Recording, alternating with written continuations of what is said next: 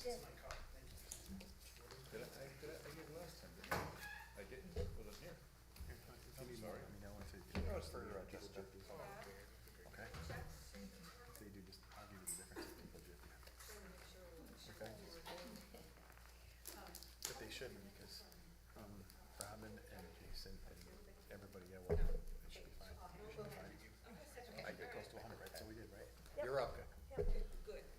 Yay, at least something works. Okay. Thank you. I mean, it doesn't have a Alright. picture, but it just says that you're live streaming. Let me click on it, let's see what happens. It should at least show. Oh, you're streaming. Is it okay? Larry did a page, I Okay. think. Yep. Larry did, yeah. Larry gave me 20. Larry, you already did. Yeah, you did. Yeah. Last week you gave me 20. Yeah.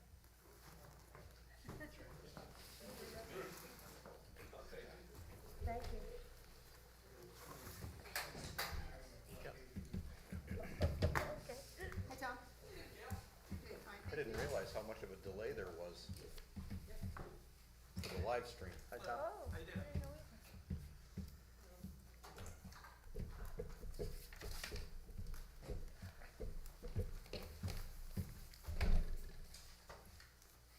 Thank you. Thank you.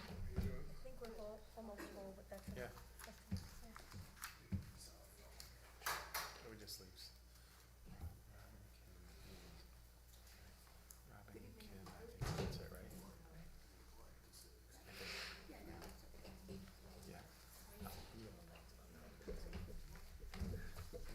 Yeah, just say we do $100 and, What's that? Yeah, I got it, yeah, no worries. okay. All good.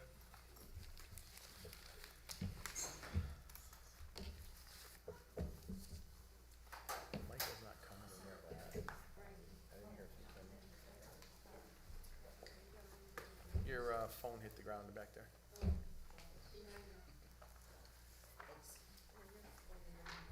Yeah, we're good.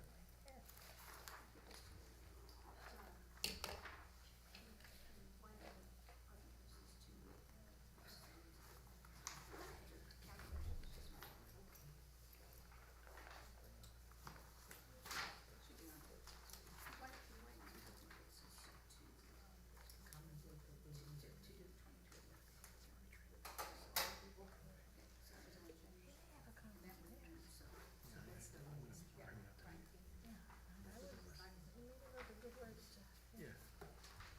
Just to see why we're not getting the support we need. We're not.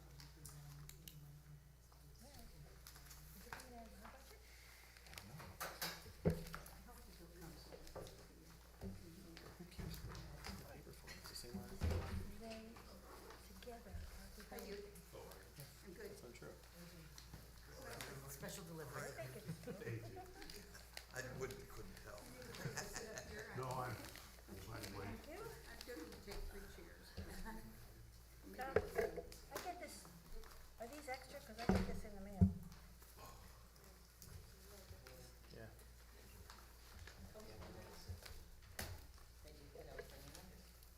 I'll give you this one after.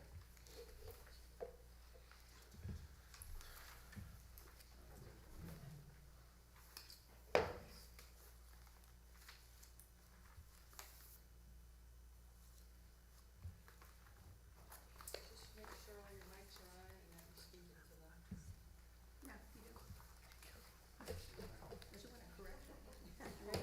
Green mean on. Yeah, that was kind of different. I think you have to push it if you want to. Mine has red on, so it's on. These other ones have an automatic flip. I'm gonna be cutting the revised ones. Oh, you got a new one, that's why. Yeah. These are the old ones. Revised ones soon. PD. Different buttons. Okay. Okay. All right. Ready when you are. Mhm.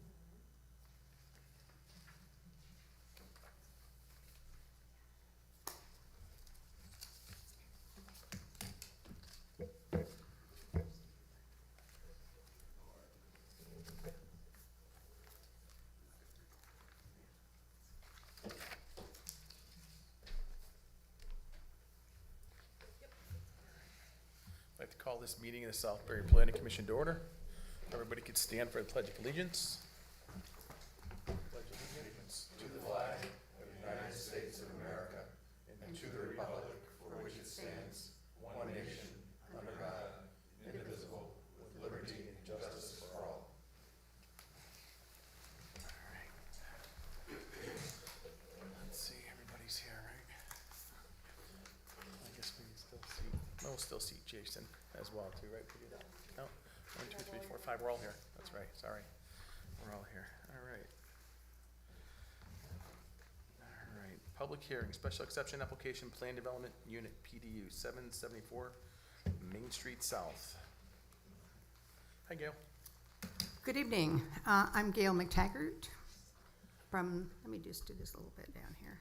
I'm a little too short for this. From the law firm of Secor, Cassidy, McPartland. We have offices in Southbury at 555 Heritage Road.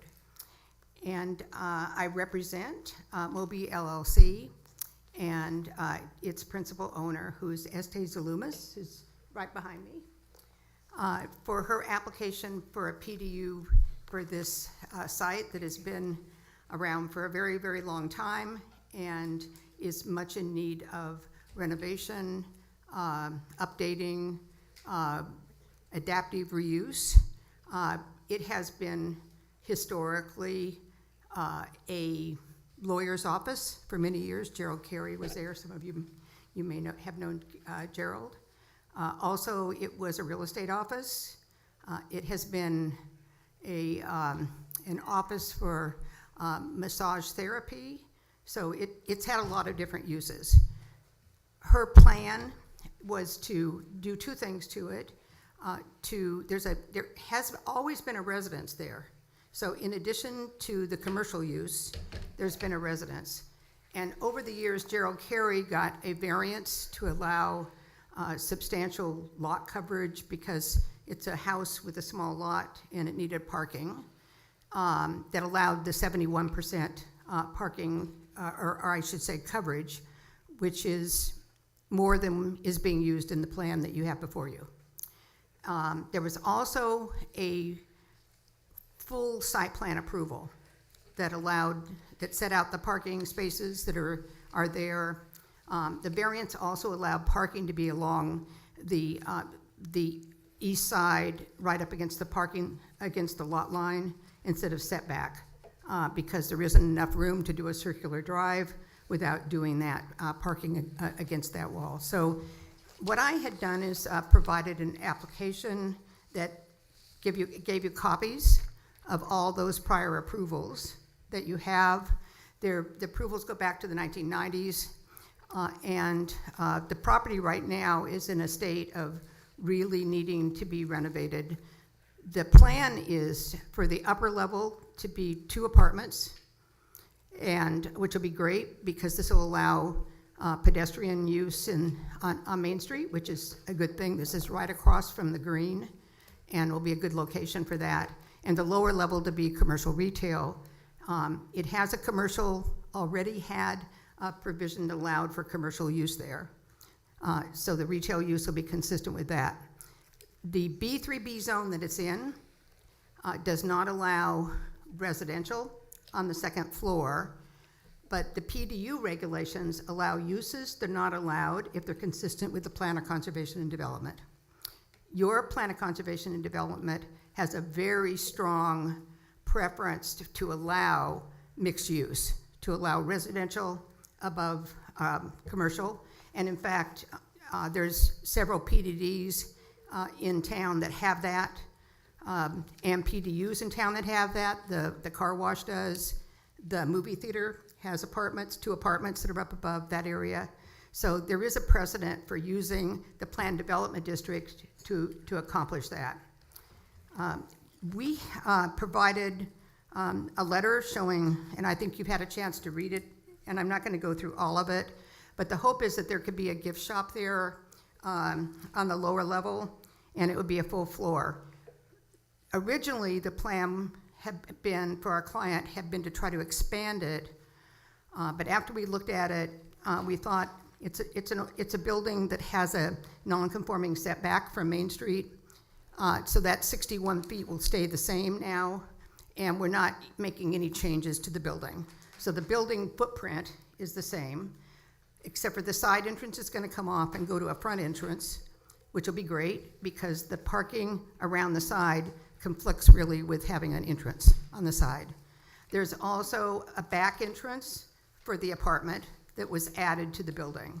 So your plans will show the back entrance, the square feet on the first floor, the same number of square feet on the second floor, and a development of a real apartment, 2 real apartments up there instead of just a little upstairs, downstairs residential area. So with that, that's what we're presenting. You have in your packet floor plans, architectural floor plans.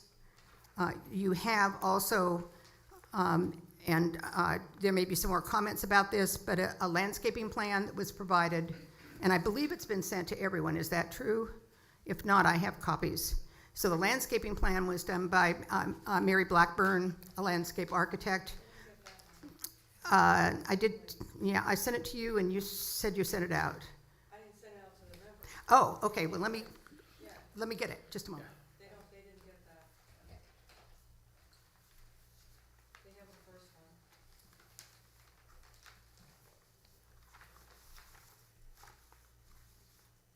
The first one I thought was the landscape plan, Debbie. That was Stuart Summers' plan, Oh, this one. okay. And then the one that we got this afternoon was the different, company.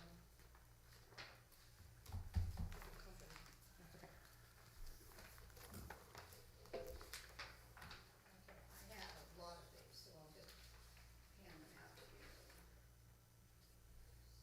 Sully Engineering? That was the one that we just got. That's the one you described, but the one that went out this morning was the landscape plan from Mary Blackburn. She is from Sully Engineering. Yeah, from Sully Engineering. We have the old one. Yeah. We have the Yeah, old one. see, they don't One have from this, Moldy? the newest one. They don't have this one.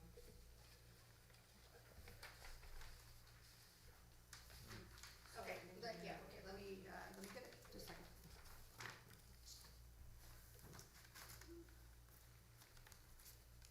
And we also did not get the revised plans that Okay, I'm just gonna hand them all out, okay? John Mack sent me. Personally, Yes, I think for okay, let me do the both. use, it'll be an Okay. improvement and Here's Sully. comply, and it conforms to the POCD.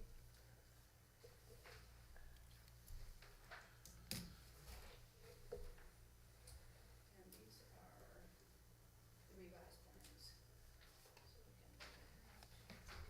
So we can. Want to pass these down? Sure. They're clips, so.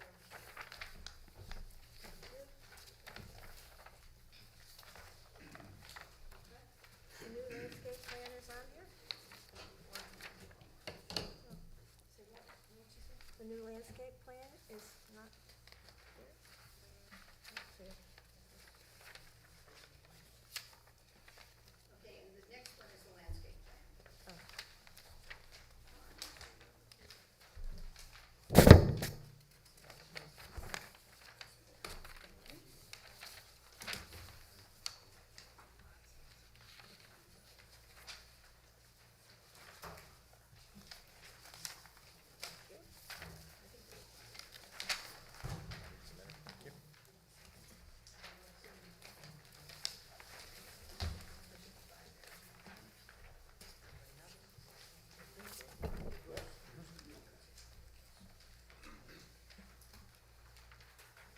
So the landscape plan, originally, landscape plan that was provided with the application was pretty bare bones. Your SLR reviewed your application, made some comments on that. The owner hired Mary Blackburn, who's a landscape architect, and she put together a plan, and it's been reviewed, and Vincent McDermott's here, and I'm sure he'll comment on that. But this landscape plan was to reflect the comments that were made, which were that the existing trees need to be shown, which they do now, if you'll take a look at the plan. And the plan also lists up at the top the proposed plants that are required. And so you have a completely professional plan for the site at this time. And let's see whether Matt came in. That's your last. I'm missing the engineer, but the second, another comment that was made to the plan that was submitted was that the parking spaces needed to be a little bit wider to meet the current parking requirements. And John Macri did that to show that those parking spaces could meet that requirement. They were originally set out like they were back in the original plant approval, but these are now current, and that worked for the plan. So the plan you have is only different in that it provides that.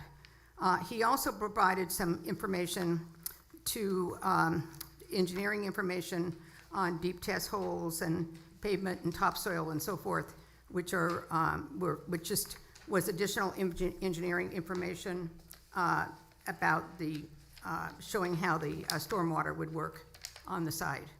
So that's everything else is exactly as we presented it in the application.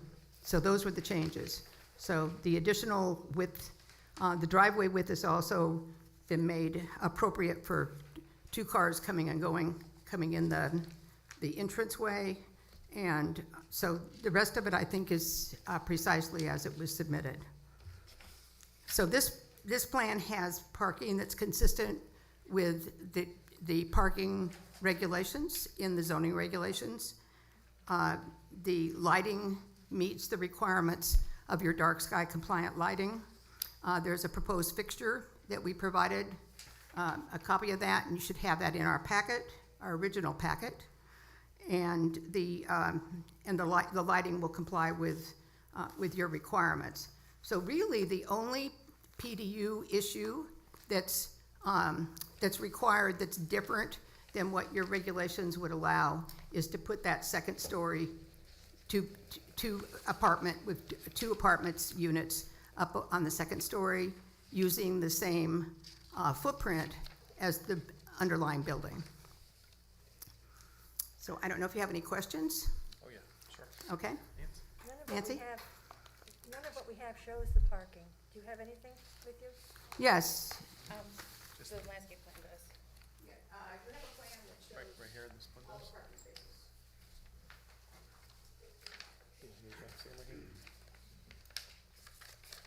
The ones against the wall.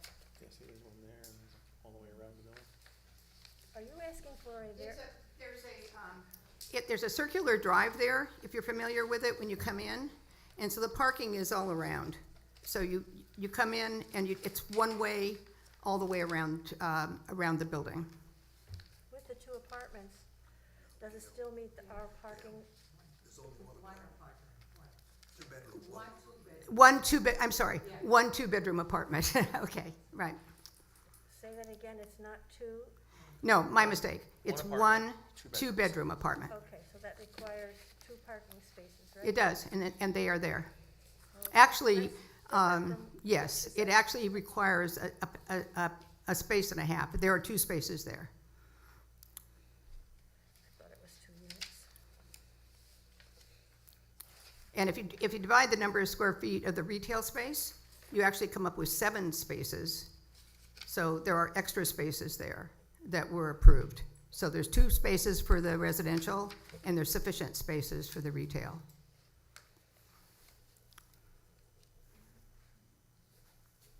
So what are we waiting for, Gail, out of the application? Anything else? That's it. I think we've responded. We have read the letter from SLR, and I know we have Vincent McDermott here tonight regarding that. And if he has some words about that, that's fine. And we're happy to respond to anything that any of the commissioners raise or any of the public. How long is the walk from the handicap spot to the retail entrance? Oh, this is a very small site. Let me see.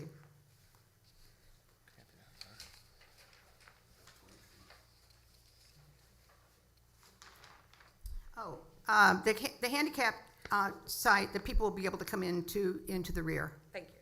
yeah. Clarification. At one point, we were pushing, what, 71, 72% lot coverage? That was what was permitted under a zoning variance that was granted. And now what you're proposing doesn't increase that? No, it's less than that, yeah. Okay.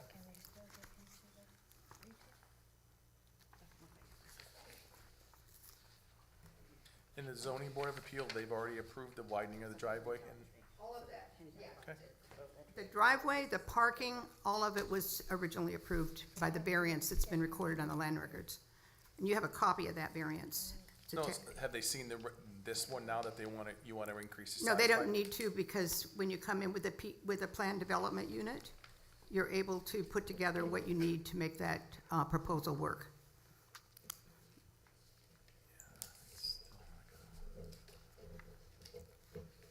And there's no,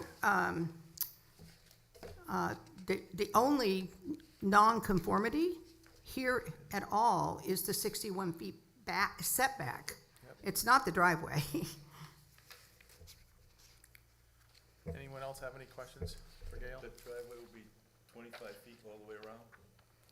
No, the entrance coming in off of the main street, Yes. and the rest of it is as shown on the plan, but it's not 25 feet wide. Yeah, it's 15 feet wide. You also have in your packet the sign off from Connecticut Water. They're hooked up to the public water system as part of the renovations that have been done there. And also, there's a whole new septic system that's been installed, approved by the health district, and is completely, completely new and up to date.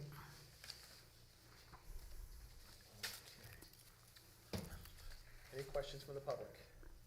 For or against? Comments? Anyone? I have another question. Just 1 second, Ken. Yep, absolutely. Ben, did you have something to say? For me or for Mr. Victor? Since we put this report together, Just tell us who you are. We know who you are, just so we're on record, Vince. I forget where I am. I'm Vince McDermott. I'm with SLR and did the review on your behalf of this project. The PDU regulation is very unusual. When Bob Bryan put this thing together back in, when I worked for him back in the 70s, it was sort of a novel approach to get at strange occurrences in terms of zoning. And it was designed to allow the commission the flexibility to take something that didn't fit any other of your regulations without having to get variances. And when you approve this plan, what it is there essentially becomes the regulation.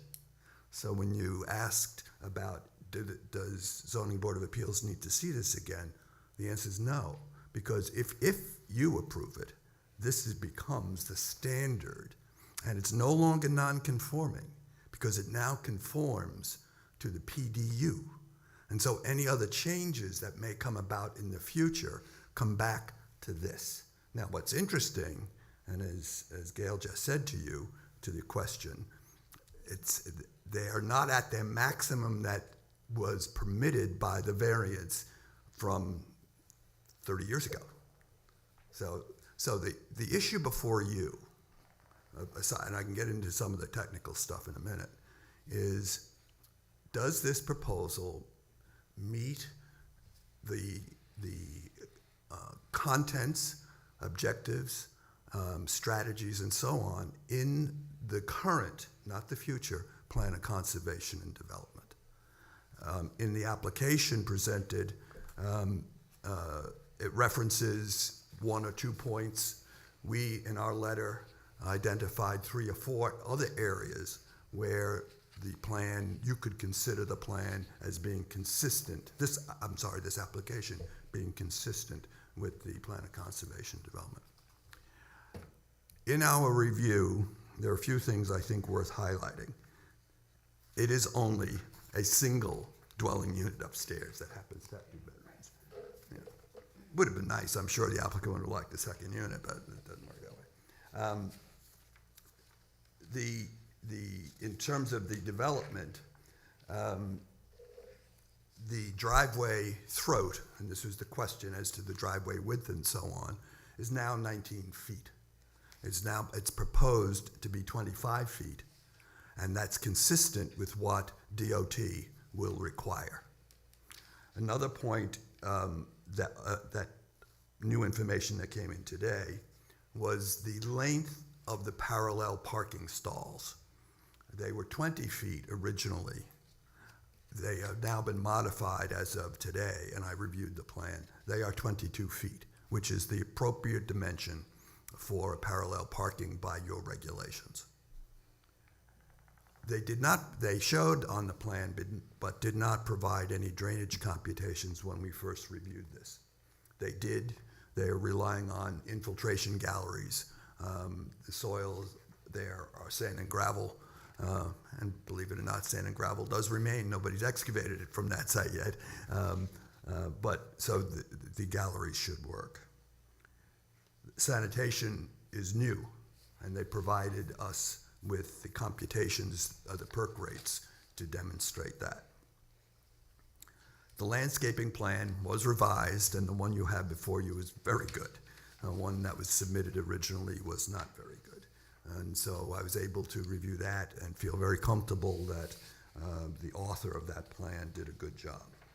So to reiterate, I think the issue and before you is, do you believe that it's consistent with the plan of conservation and development? And we've given you citations that you can use.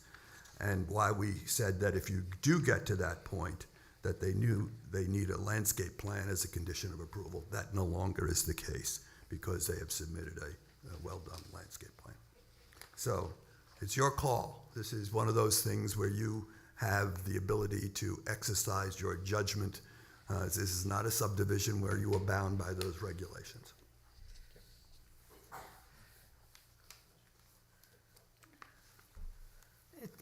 Thank you, Vincent and SLR did a very thorough review, and we agree with what's in that letter, and the two things that they commented on have been complied with. So that's taken care of. I did want to say that there have been a great deal of support from the economic development arm of Southbury on this plan, to get this plan done, to allow the two-bedroom apartment over the top and get the retail use. And in our letter, I had quoted an excerpt from a letter written by your Director of Economic Development, Mr. Kevin Bielmeyer. And I hope you read it because I think it sort of sums up what really a good reason for doing this under a PDU. And I'm just going to put it, I know the public are here, I just want to put it on the record. One thing indisputable is that the location is highly visible. Directly on Main Street, between two plazas, across the street from another Southbury Green. The green itself is part town-owned and often used by the community with its award-winning streetscape and charming gazebo.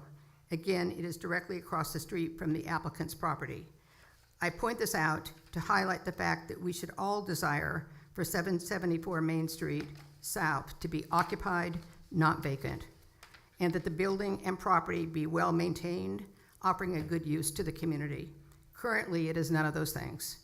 It is an eyesore. Just imagine how this little building could become a jewel for the town in the hands of the right owner, and that is Estes Alumis. She's a successful businesswoman with 30 years of experience and well regarded by our clients. Estes is a very talented artistic designer that can absolutely provide a positive look to this property. And I know you don't zone for individuals, but in this case, she's going to take hold of this once she gets the approval and put it together. So I think this is going to be a real attribute. So it meets the plan of conservation and development, and it certainly meets the goal of trying to work on Main Street South and get businesses productive and use there. So with that, I would really appreciate an approval so this project can get started. Okay. Thank you. Anyone else have questions for Gail or Vincent? Anybody? What's the distance between the parking and the building? I see it's, I know the length is 22 feet. Once a car is parked there, what's the distance between, how wide is the parking spot?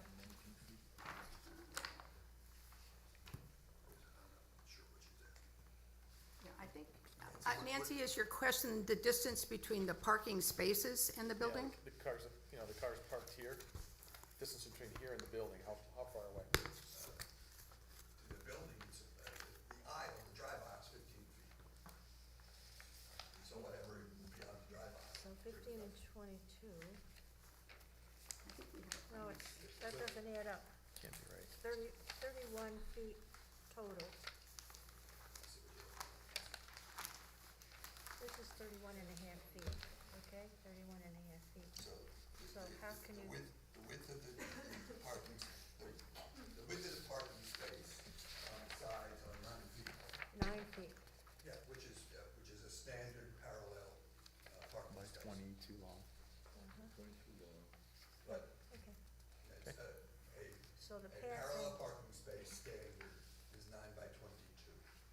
The one-way driveway should be anywhere, can be as low as 11, but in this case, they're 15. 22 left over. And the angled parking, Nancy, in the back, again, 15-foot allows from I believe they're about 30-degree angle, or somewhere on that order. That gives them sufficient space to back and maneuver in a one-way configuration. Is there a walkway? Sorry? Is there a walkway around the building? No, it's only one way. No. No, this is a driveway, there's a circular driveway. I understand that, that wasn't my question. Oh, I'm sorry, I couldn't understand you. I just have to ask if there was a walkway, sidewalk around, anything around the building? No, Okay, thank you. How about from the apartment entry? Is there a walkway there from the parking lot? no, people can just come in from the rear directly. There's parking spaces in the back, and they can come in, there's a rear entrance with a stairwell going up to the second floor. And I think we were talking before about the difference in coverage. So the difference in coverage is from 72% that was allowed before on the variance to 62%. So there's a significant decrease in coverage for this very small piece of property. This is a third of an acre. Yeah. I think, Nancy, it might be helpful, whoever asked the question about access into the apartment. There is a rear entrance directly from the driveway, and it appears from the plan that we have seen that there's a concrete apron right before that one doorway. The other change that was not obvious to me when I was reviewing the plans is that the current entrance is on the southerly side of the building, and those are gone. So they are converting the corner into the entrance for the first floor. Here, at the present, the two entrances are side by side on the south side of the building. So I felt pretty comfortable that by combining that one on the corner as an entrance, so people in the back on the side would go around to that. They have provided a concrete sidewalk from the front of the driveway, but the main entrance appears from the architecture to me anyway, that it is from that corner of the building.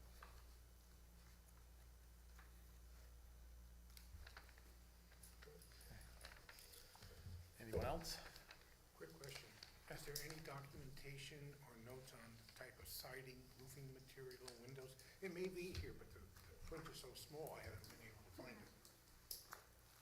Let me, Estee, let me come up for a minute. I'll introduce you to Estee, and she can talk to you about it.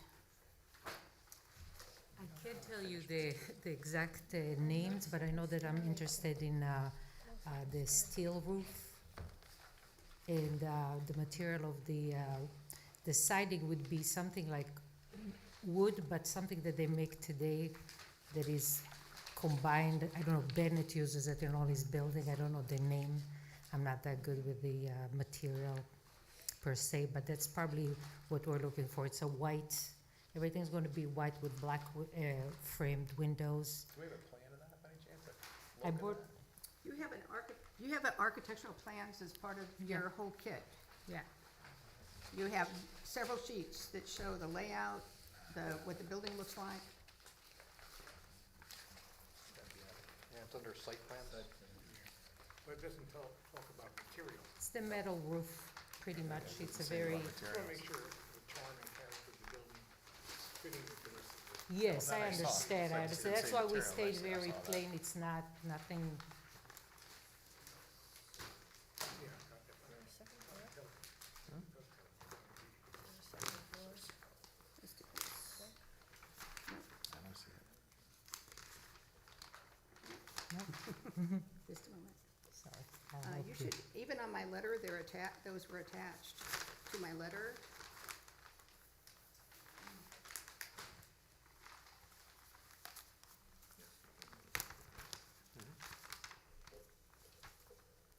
There you go.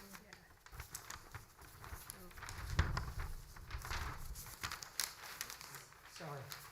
So these are what's in the application. Is there a second floor spec, so we can see how the apartment, where the apartment stairs and all that? Nancy, I'm sorry, could you say it again? Is there a second floor spec, so we can see where the stairs come up from where they enter? Yes, there's a floor plan that shows both floors. This It's- is just the outside. Yeah, it's also, if you have our letter, it's right on there. Just a moment.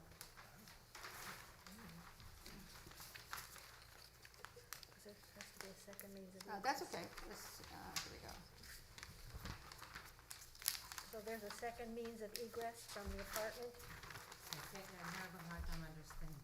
She's asking if there's a second means of egress from the apartment. It's just one apartment, Yeah, one walk upstairs. No, the answer's no. Yeah. This is you should have a floor plan that looks like this one.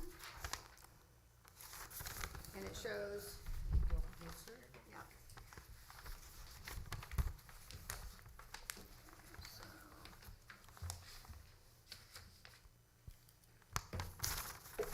It's the one for the second floor. Right. Yeah, this is the Yeah, second this floor. is the second floor. It shows the stairway here.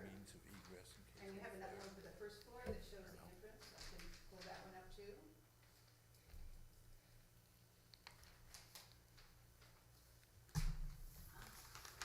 Do you want to see it close? Do you want me to bring it closer to you? I can see it, yeah. I can see it, thank you. Yeah. So when they come in from this back entrance, they have, This is the back entrance right here. yeah. Okay, so it's upside down from this, okay. I'm sorry, it's right here. Yep, yep. I'm not sure, Oh, this is retail space, I'm sorry, but this is the back, this is the front entrance here. First floor, back entrance here, second floor, stairs Yep, I coming see up, that. and this is the apartment. do you know is a second means of egress required for residential on second floor? This is for one apartment. For one apartment, the architect has designed this to code and stamped it, and it's not, what's there is what's required.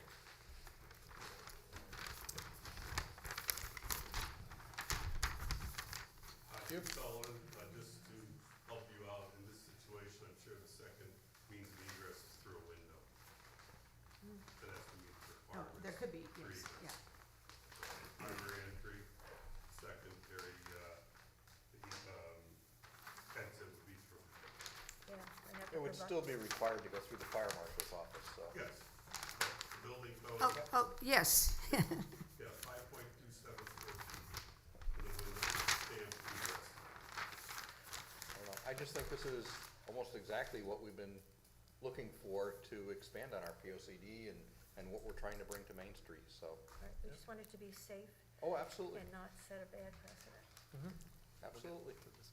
Anyone else in the public, anything for, against, comments, anyone? Anyone on the commission? Oh, you? Again, Hugh Sullivan again, my comment is directed when they spoke about, the color of the windows. As you know, I've worked on the street for a long time. The basis of the architecture planning, I've said that part of, the black window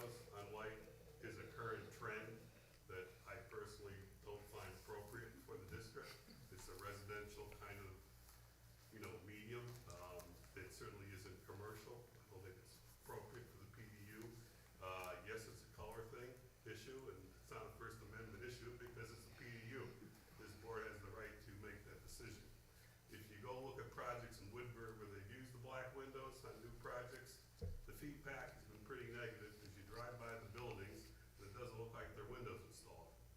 I know, it's not the windows, the frame. The frames. Yeah. Correct. Black. You shouldn't do black. That's my opinion. If I was on this board and I'm giving you my feedback as an architect and a planner on the street, I wouldn't permit it. I really wouldn't. Because it's a trend. And it's a trend that young architects are trying to do, and I don't find it Yeah, but appropriate there's a for the PDU, so street. we can do anything. I don't mind the project, I don't mind the use, don't mind your scale, I don't mind your PDU. But, you know, once the black windows go in, it's forever. And they get ugly pretty quickly, in my opinion. And this is the first time in over 30 years I've ever made a comment about anyone's architecture. Now that I'm old enough, I will do that. I'm lucky one. You I'm should joking, know, I'm joking. but you should know, again, your project's great, Thank you. okay? It's terrific that it's a PDU, it's a correct use for the town. But in my opinion, you shouldn't use black windows. What I will say about that is if the commission has a problem with the colors, we can bring in some color scheme and make sure that it's acceptable. So we'd be happy to do that. If I'm sure there's more than one color scheme that works in the world here. I don't think that's architectural. I think it's maybe architectural, but it's color. We're talking about color schemes. You do have, this commission does have discretion to make suggestions about those sorts of things and to approve those.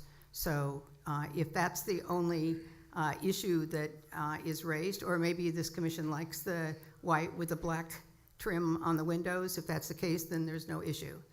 If it really is something you'd like to see revised, then we would ask you to make it a condition of approval that we come in and provide samples of the color scheme that's going to be used. And because it's a PDU, we have that ability, and we can make it subject to. You do, yeah, you do. Just so the commission knows. Mind you, when you said it was all white, I was thrilled. My favorite scheme. Favorite scheme. Well, there would be the other. That's the purest you could do for me. But I'm not on the board. I'm just saying, the minute you do black, So we're talking about the window frames, correct. not the white. No, and your material is exactly what they're using today. Yes. The cementitious Like this. siding, it's Yes, perfect. exactly. It's perfect. The trim We're is trying to remain. perfect. Yeah, okay. So actually, I would have two options there. You want to go up and talk? Sure. No, I'm just saying. So just a moment, I'm going to ask Estee, because she had an alternate idea, so let's take a Yeah, look. so my idea is, I just heard an opinion here about the black frame, which I love, and I think it's a trend, and I think it's beautiful. But if it's gonna become a problem, my second choice would be white, obviously. So there's no pending approval, you know what I mean? Okay. So we'll do it right here, so. Okay, so she would stipulate that she would do white. White, white on white. She would prefer the black if you can approve it, but if you think white is better, then she will go with that. Okay, thank you. Any other questions, anyone? All right, then we're gonna close the public hearing. Thank you. All right. Let's see. Unfinished business, special exception application, planned development unit PDU 774 Main Street South. Any comments, anybody? Questions, thoughts on it? I think it's a good use of the building. It will be an improvement, Okay, and I think it's been well reviewed by the applicant and by the commission. Jason? Thank you, Mr. Chairman. I would agree. I think this is the perfect plan for this parcel. I think it fits all the things we wanted to do. If we needed to put some kind of condition in there, then maybe we can see some options for colors. I think that's appropriate. That being said, I'm not an architect or a designer, so don't ask me to really weigh in on if it's pretty or not. Yeah, perfect, we can just talk about that. Ron has a question. Robin? Oh, sorry, Ron. So as someone who's a member of both the Planning Commission and Economic Development Commission, I think this is a great use of the space. It is exactly what we want. We want to bring more traffic, make Southbury more of a destination. If they come and they go to the store or the retail, then they could go across the street for more retail. They can eat in Southbury. They can take advantage of all the other opportunities and economic retail and places to spend money in Southbury. So I would agree with Kevin. Excellent. Anyone else? Ron? I agree with everybody. I think this is a great improvement for Main Street. I personally have no problem with the black windows. I've seen, been looking at it, black windows all over town. So it doesn't seem to be a problem. So whatever the board likes, it's fine with me. But I do think that this should go forward. I think it's a great addition. Bob Harrison, anything? I already said, Okay, basically, Larry? I agree. I would entertain dark green for the window. The third option, dark green. Maybe someone in the audience. Because it's not a I'm residential fine area. with it, right? It's a commercial area, so I appreciate the input. Kim, anything? Nothing. If we're going to, I agree with what everyone else has said. I don't think I need to add anything else. Okay. And if we're gonna be talking about window color, then I do think it would be appropriate to consider the designs in the rest of Main Street. Okay, thank you. Motion to approve special Okay. yes. Can read the resolution first if you want to. Oh, okay. So, motion to approve special exception. We don't have a resolution. But this is, If I doesn't can make matter. a suggestion, it's a pretty simple Doesn't resolution. matter, yeah. And that would You don't be need a if resolution. you're approving it because you're finding it to be consistent Right. with the language and goals, objectives, and recommendations Yeah. of the plan of conservation development. That's all you need That's to fine. do. And also find that the site plan is consistent with your other standards. We can print it, what we said. But Nancy make the motion. Yeah, you'll have to do that. Yeah. Then you guys will have to look at it. It's usually what we do. That's what we do. We look at a draft resolution. Yes. Not always.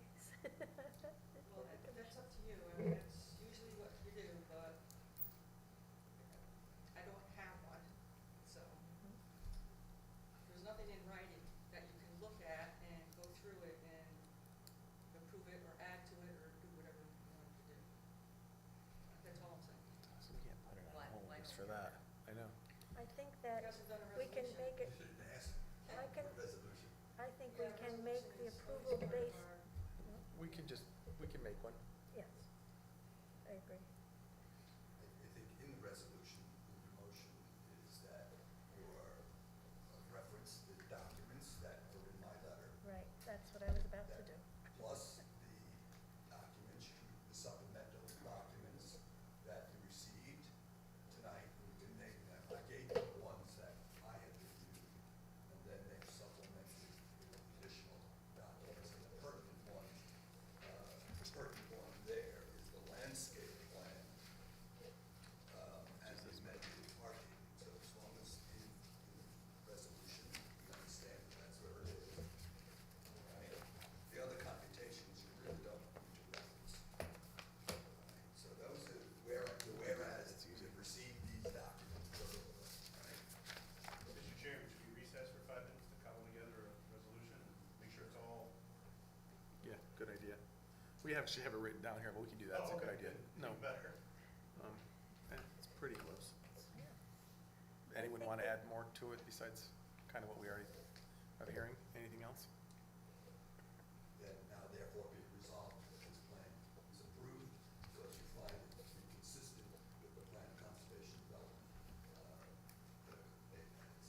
And is also, And consistent with the design standards set forth in the regulations. and yes, and POCD, but very good, thank you. Also, I want to mention in our motion, the inclusion of all documents presented because it's voluminous and some have, and the supplemental information we've received this evening Yes. and the representations of the applicant, which include the white windows. So And the landscaping plan by Solely Engineering that was just handed in, Yep, and landscaping, the revised plans, and the parking revisions. parking revisions as well. Anything else that you want to put in? No, I think that's it. We can do that. Acceptable, because it already gives us the approvals and reviews by other agencies in the town, which we have. So all of that is part of the application. So all documents are included in the approval as presented. Anyone else want to add to it? No. Okay, so that's a motion. Anyone want to second it? Okay, all in favor? Aye. Aye. Opposed? Abstentions? Thank you. I thank you so much. I hope that everybody will enjoy the new Get that all renovation. Thank you. to paper? Yeah.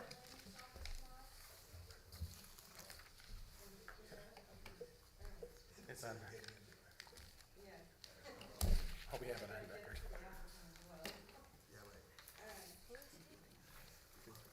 That's Vince. All right, moving right along. No, we're good. Good, thanks, Vince. Other business, 8-24, Board of Selectmen referral, Atkins request to purchase town-owned property. All right.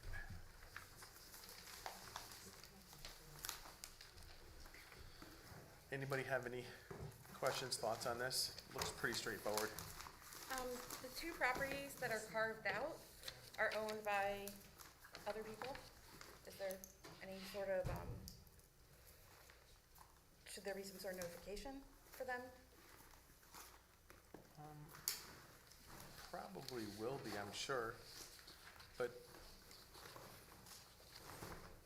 that's not one of the stipulations for what we need to do for approval on it. Basically, what we have to do is decide, and most of the work was done by Ty for us, but the commission knows that the land that the people own, that wanna buy town land, and it touches and abuts the property they wanna buy, they can purchase it, as long as the board obviously approves it. And in this case, it looks like they all do, for what the lots they want to. Does anyone disagree? And this won't present, I mean, right, so because it would take away the ability for any of those other two lots to become any less non-conforming. Well, we have no control over that. We can approve the concept and then they have to work out the sale conditions. Right, we have to just make a positive referral back to the Board of Selectmen whether we're okay with this or not, and it does meet the requirements. I mean, the town took all these properties in, I think most of them in for delinquent taxes from what I can remember reading. So they're happy to sell it, I'm sure. All right, just one other, what's the non-conformity?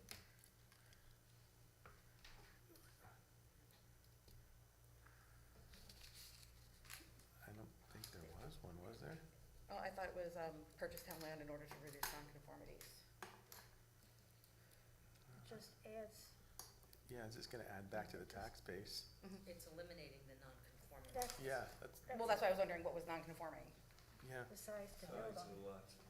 And what's the minimum? Size. They're just under the 2 acre, right, just under, they're just under it. When I click on the lot in GIS, it shows up as 2.35 acres. Let's see, on the plan. Yeah, Do you have the plan?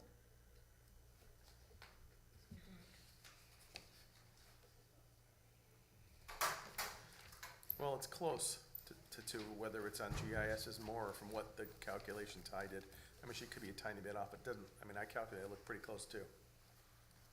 One of the comments was the lots in GS are questionable. Right,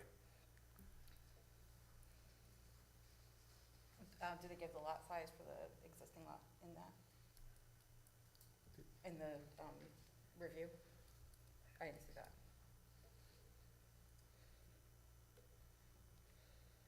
I think some of those lot lines are not exact, there's been no Yeah. A2 survey. This is them, and this is what they wanna buy. Yeah, And they're all very small, you know, .47, not very big. How is that double one also It's not, there's something wrong with the acreage on the GIS. Oh, that's what we're so it'd be .9, So so they're, it has to be corrected. okay. That was the only one in question. Again, Yeah. it supports Yeah, our goals, town goals and planning goals to yep. To keep get a those little, handle on the town properties, yep. right? Which would prevent dumping and, These people will take care of it. I think there's nothing wrong with it. All right, if somebody Anyone? wanted to be able to use the interior lots that are gonna be blocked off from the nearest roads, they can't, right? If the other Right, they people own it, they can't, those lots become, right, no landlocked. We can't create anything that's landlocked. Yeah, they're definitely not here. You can see they're not. Yeah. well, I'm just saying, like, the lot that is in the upper left, I don't remember what number it is, 12,510, that would be shut off from the nearest road, right? Nothing's changing No, it really in the still has road. I mean, it access. still has, Still has access. Well, where would it have access? There's, here, yeah, I don't see a change there. I mean, just because they buy the land, there's nothing changing on the road that I can see. Anyone else? No. Yeah, not that I can see anyone. Well, I mean, if the regulation doesn't take into account, like, taking other people's ability to make their lots less non-conforming into account, then there's nothing that matters then. So, that's what I was just curious it about. doesn't make anything less. Well, I'm just saying that, right, that in buying all the land around 12,510 and 12,212, Yes. then those lots will never be able to be less non-conforming than they currently are. Correct. Okay. No, it's definitely an advantage for the town. Anyone else? And for the Comments on it? land use, Anything? it's better. Okay. I'll make a motion to send a positive referral back to the board of selectmen to go forward with it. Second that. All in favor? All right. Opposed? Abstentions? Thank you. All right, lot line revision, Rutledge, 530 and 542 Main Street North, lots H2A and H2B.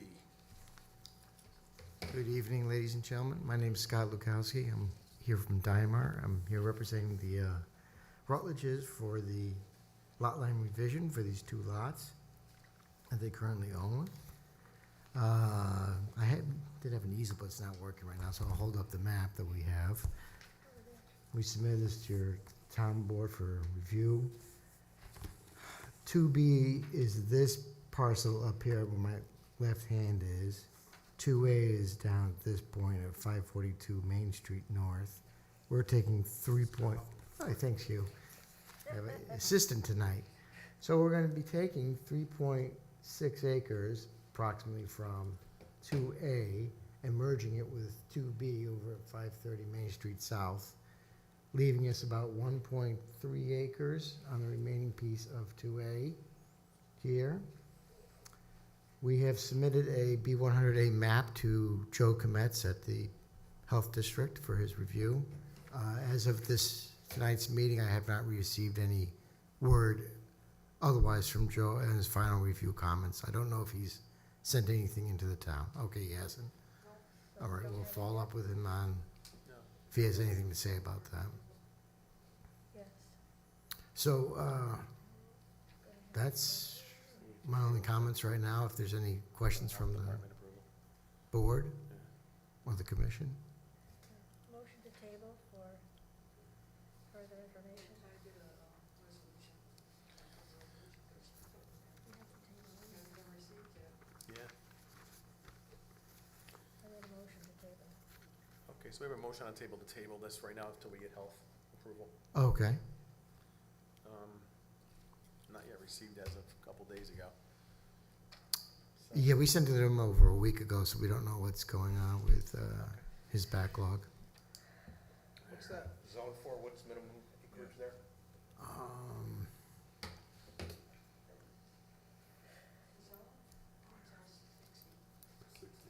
R60, I think it was. And it's 1.3 acres, so that's about, that's just over the R60 zone limit. I thought it was 1.8 acres for that R80 zoning. R80 zoning's in the purchase. So that's the point.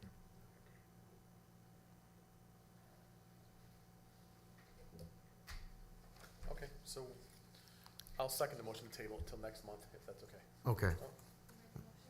Nancy? All in favor? Aye. Opposed? Abstentions? All right, so it'll be Okay. on June 17th? 17th, okay. And we'll follow up with Joe Comments on the, Yeah, let us just Approval. confirm the date, but I think it's June 17th okay, in this room here. thank you. Thank you. All right. Staff member reports under other business.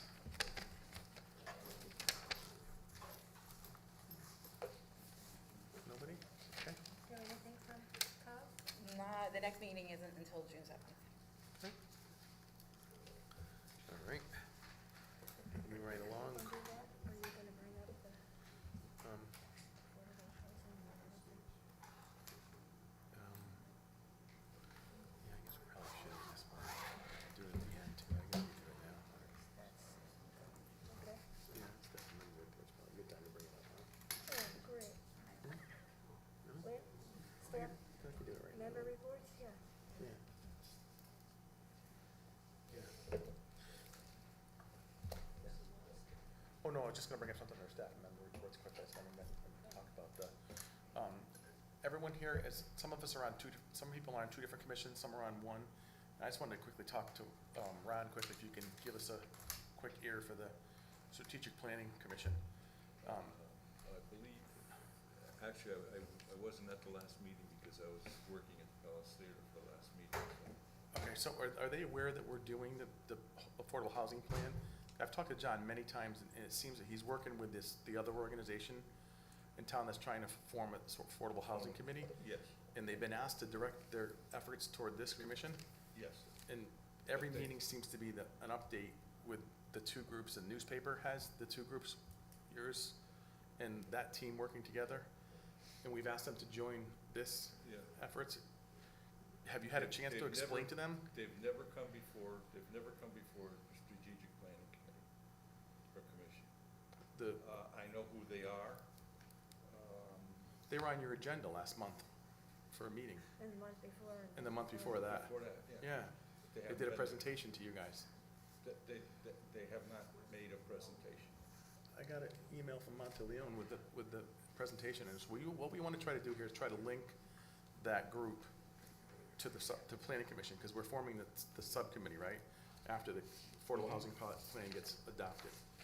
And what's happening, and in the newspaper, we see that alliance group being always affiliated with the strategic planning committee. And that group's advisory only. They don't do, Absolutely. right, but the agenda's making it seem like they are doing the affordable housing plan and working with the Southbury Training School and different things. And this commission's the elected officials who are doing that. So we're trying to get the point across, and we need your help. They are an advisory group only. They were they made. I know how they were selected, I know all that, but if you read the newspaper and you read the minutes from that group, they're not acting in that capacity. So we need your help to help let them know that this group is working on those plans, Yeah. and that they have to bring their attention to us when they need help with things, and not go out and work a different plan, because this commission's doing that work. It's my understanding that that group that's being formed is being formed to select, after we've done an affirmative action plan, that group is trying to entice builders, so forth and so on, to come to Southbury. I'm not talking about They are not developing a plan. Right, and I'm talking about the strategic planning commission, I'm not talking about the other organization in town. Yeah, The strategic plan that was developed by the Strategic Planning Commission was presented to the Board of Selectmen back in, I want to say 2019, but it may have been 2020. Mhm. I know because I wrote it up. Yep. That's the only plan that anybody has even really talked about that they have auspices to talk about. This other group that was formed that's looking for, Yep, I know who they are. looking to become an organization. They are it's Southbury Affordable Housing Alliance, and it says that town officials, the Strategic Plan Commission, and the firm SLR are developing an affordable housing plan. It's That's totally wrong. wrong. This is the third time this article hit That's the wrong. newspaper. And So we're asking you, can you help us out? And talk to the organization, let them know that, and let them know they're advisory only. They shouldn't be doing this with that other group. They should be sending that group here to us. When John gets a call or your group gets a call from this group, you should send them to this group. And they should come here and talk to us. Because we are the elected officials of the Yes, town. absolutely. It doesn't look like that. So if you can give us a hand and get us a report back. I'll talk to John again, but Yeah. he Announce it to your understands- commission.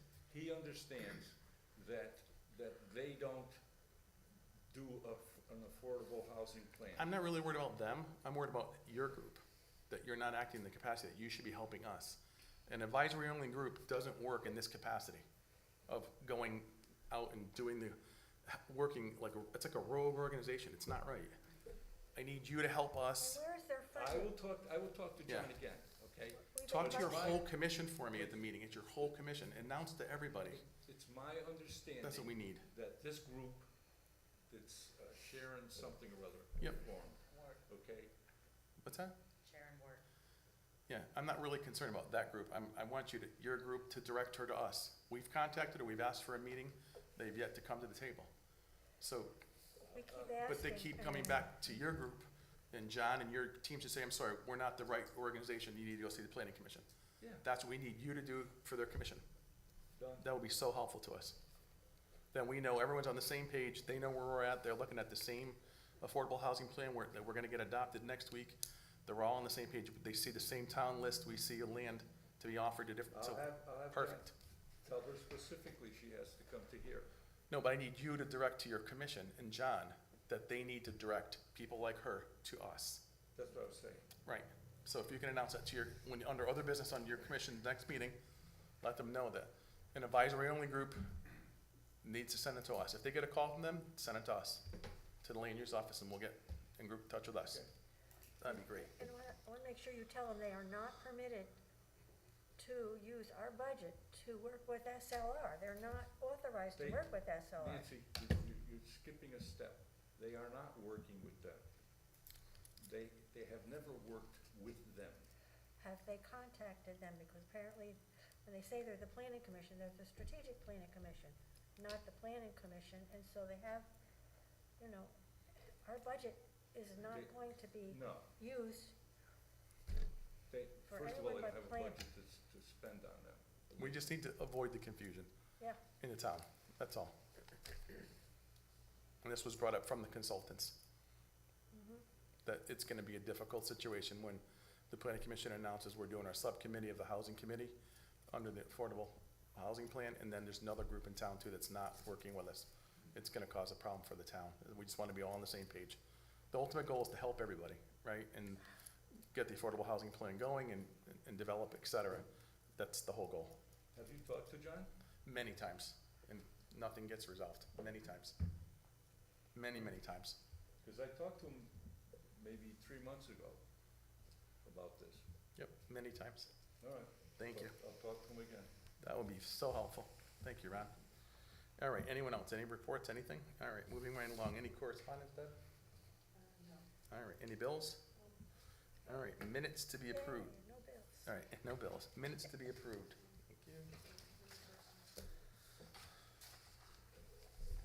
you. April 19th. Let's see, Bob Harrison, you were out, so sit tight on this one. Everybody have any comments, any changes, or all for the approving the minutes? I'll make a motion to approve. Second? All in favor? Aye. Opposed? Abstentions? Abstain. Thank you.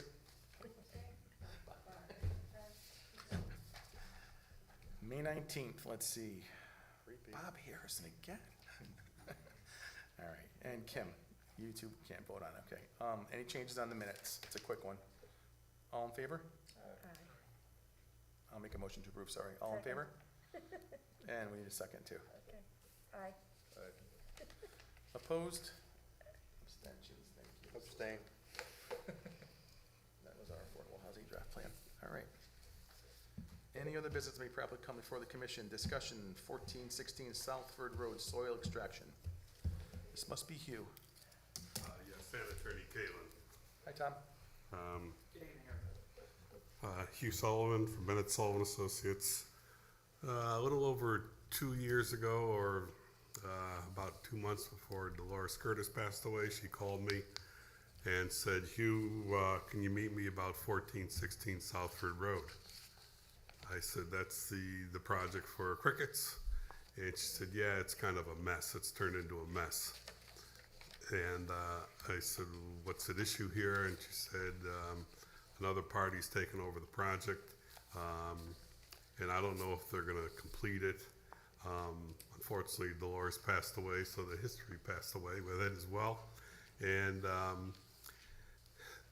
the site, and I've learned, you talk about soil extraction in the zoning regs, it's just so confusing because what is soil? I mean, I think of it as dirt, but some people think of it as rock and dirt and gravel, and despite that, I'm not trying to confuse matters.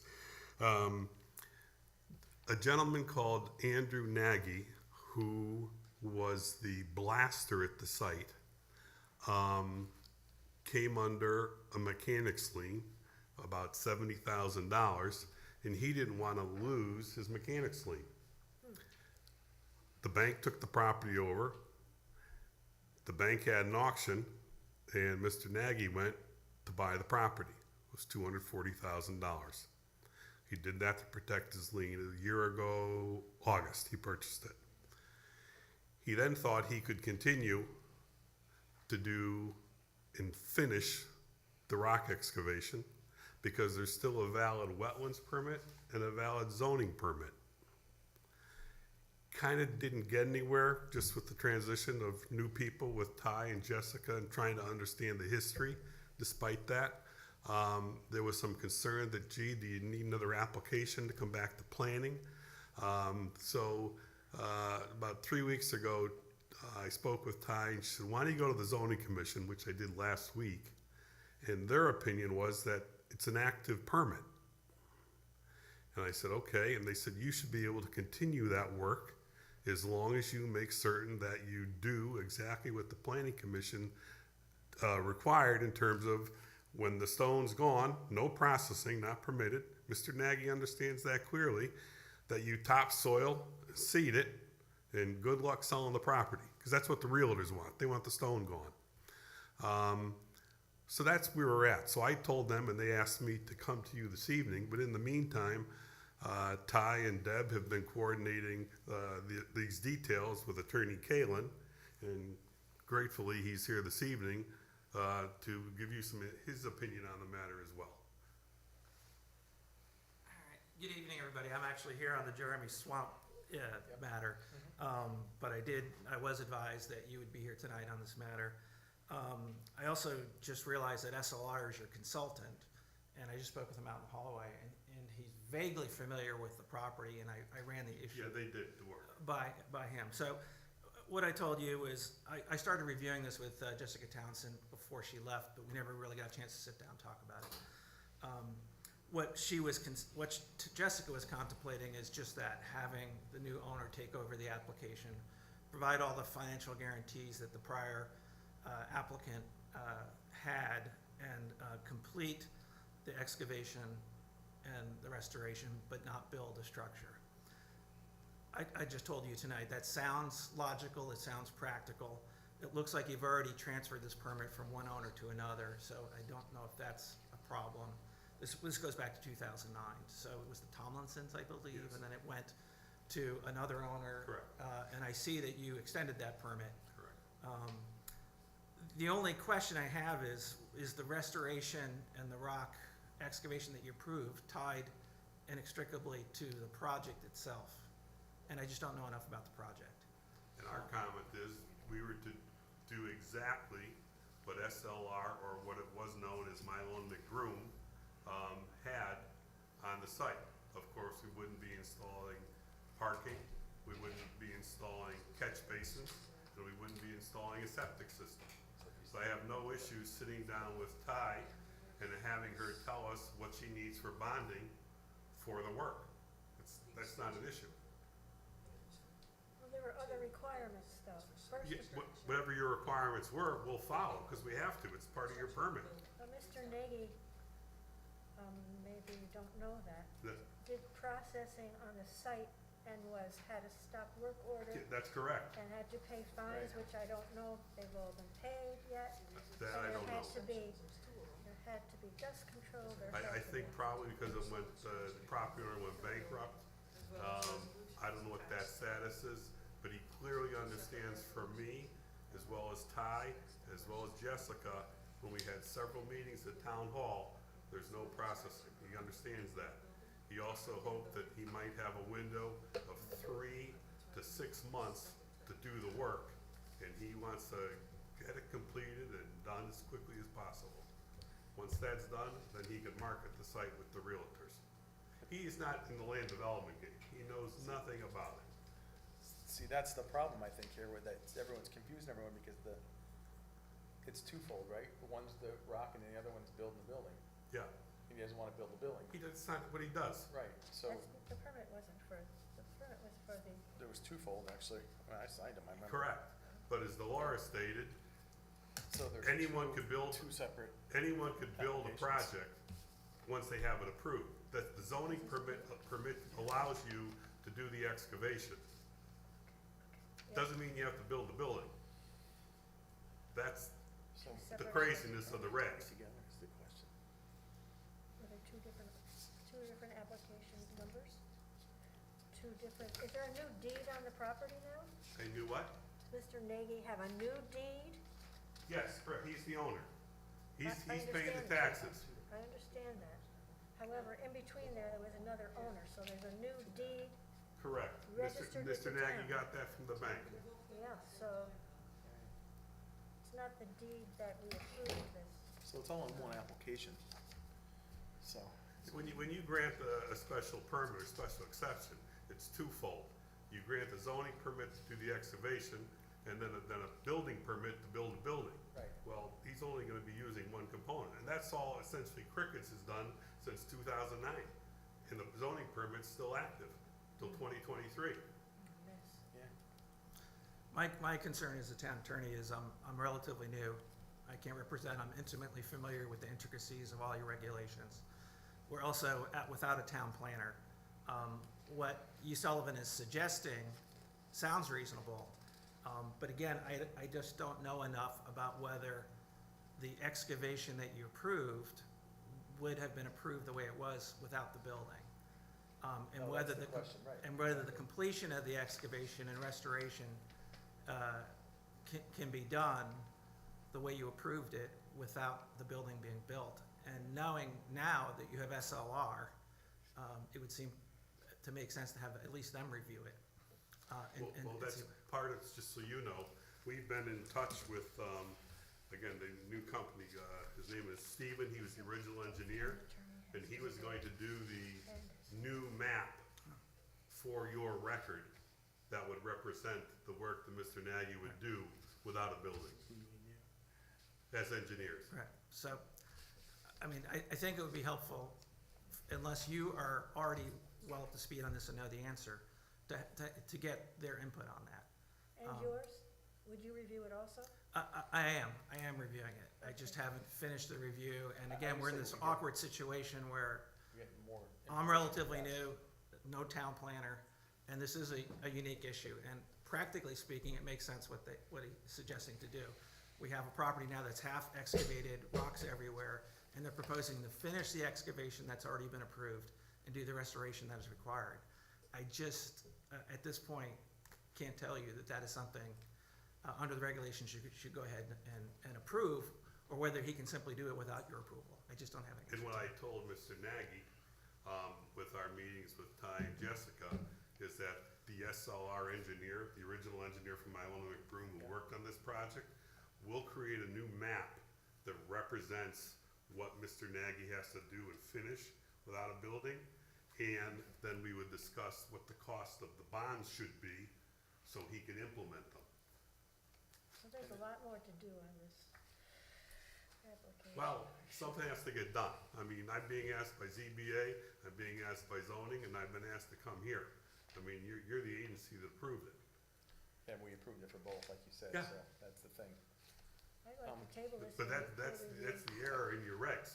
Right, so I say we have to table and get more information from Tom's end Okay. and from SLR's end, and then revisit it. Well, It we're would be just gonna best just to be safe, We're just gonna create a map, yeah. a drawing, certified drawing. And then can we find out if we can, legally let him out of the other half? I mean, that's, Yeah, I mean, that's what I'm That's the gonna question review. there, I But I guess. would like to hear from SLR, to see what they say as far as the question I just raised. Yeah, okay.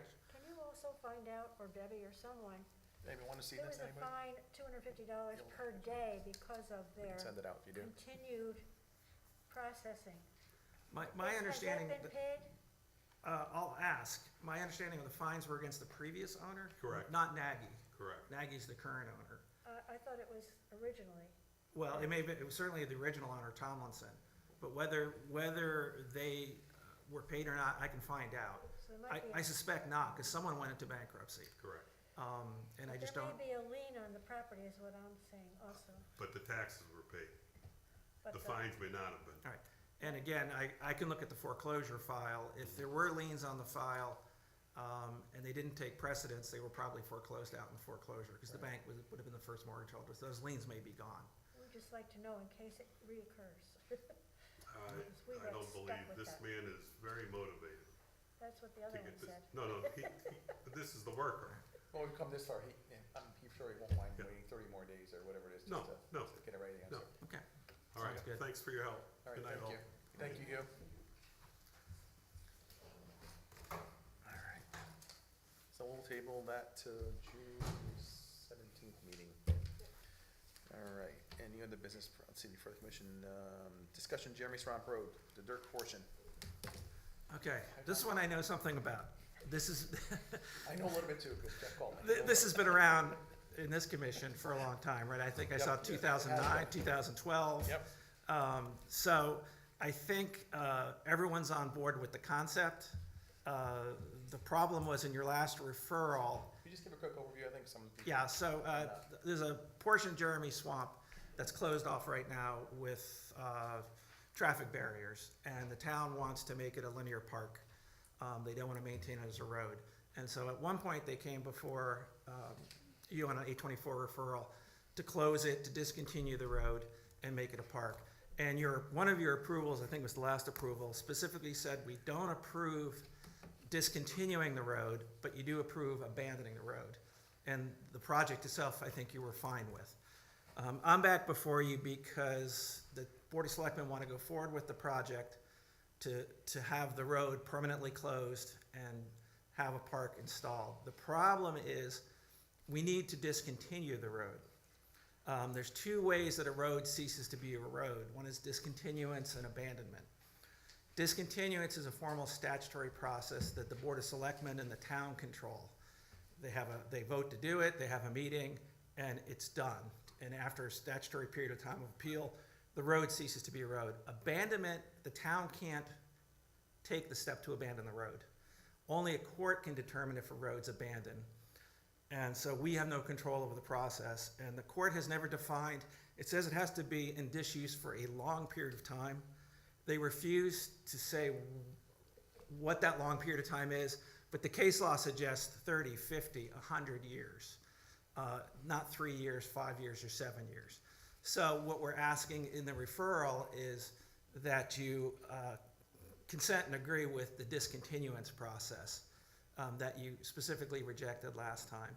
And then we're adding that the town is going to receive from all the abutting property owners quit claims of whatever interest they may have after that discontinuance process to any rights to the roadbed, so that this will become town-owned land that the town will control and have it as a park.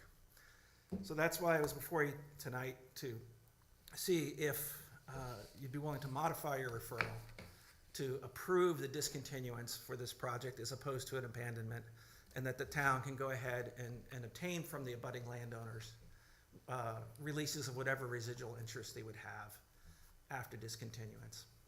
And I can explain what that means if you want to know. Anybody have any? Yeah, does DPW, have they been consulted, Department of Public Works, for this maintaining of this linear park?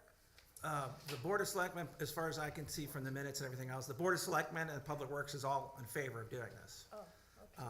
Thank you. What, I can't tell you all the reasons why it has never gone beyond where we are now. I think Jeff Tinley was working on it, and then he passed. And again, I was asked to pick it up, and I did review it. I got all the minutes. I got everything he had done. And I am familiar with the discontinuance abandonment process. And the wrinkle is you specifically rejected the discontinuance process and wanted abandonment. And we really need it to be the discontinuance process that you approve. And The then, the sticky issue was the liability of that bridge. You probably saw that. who had the liability for the bridge?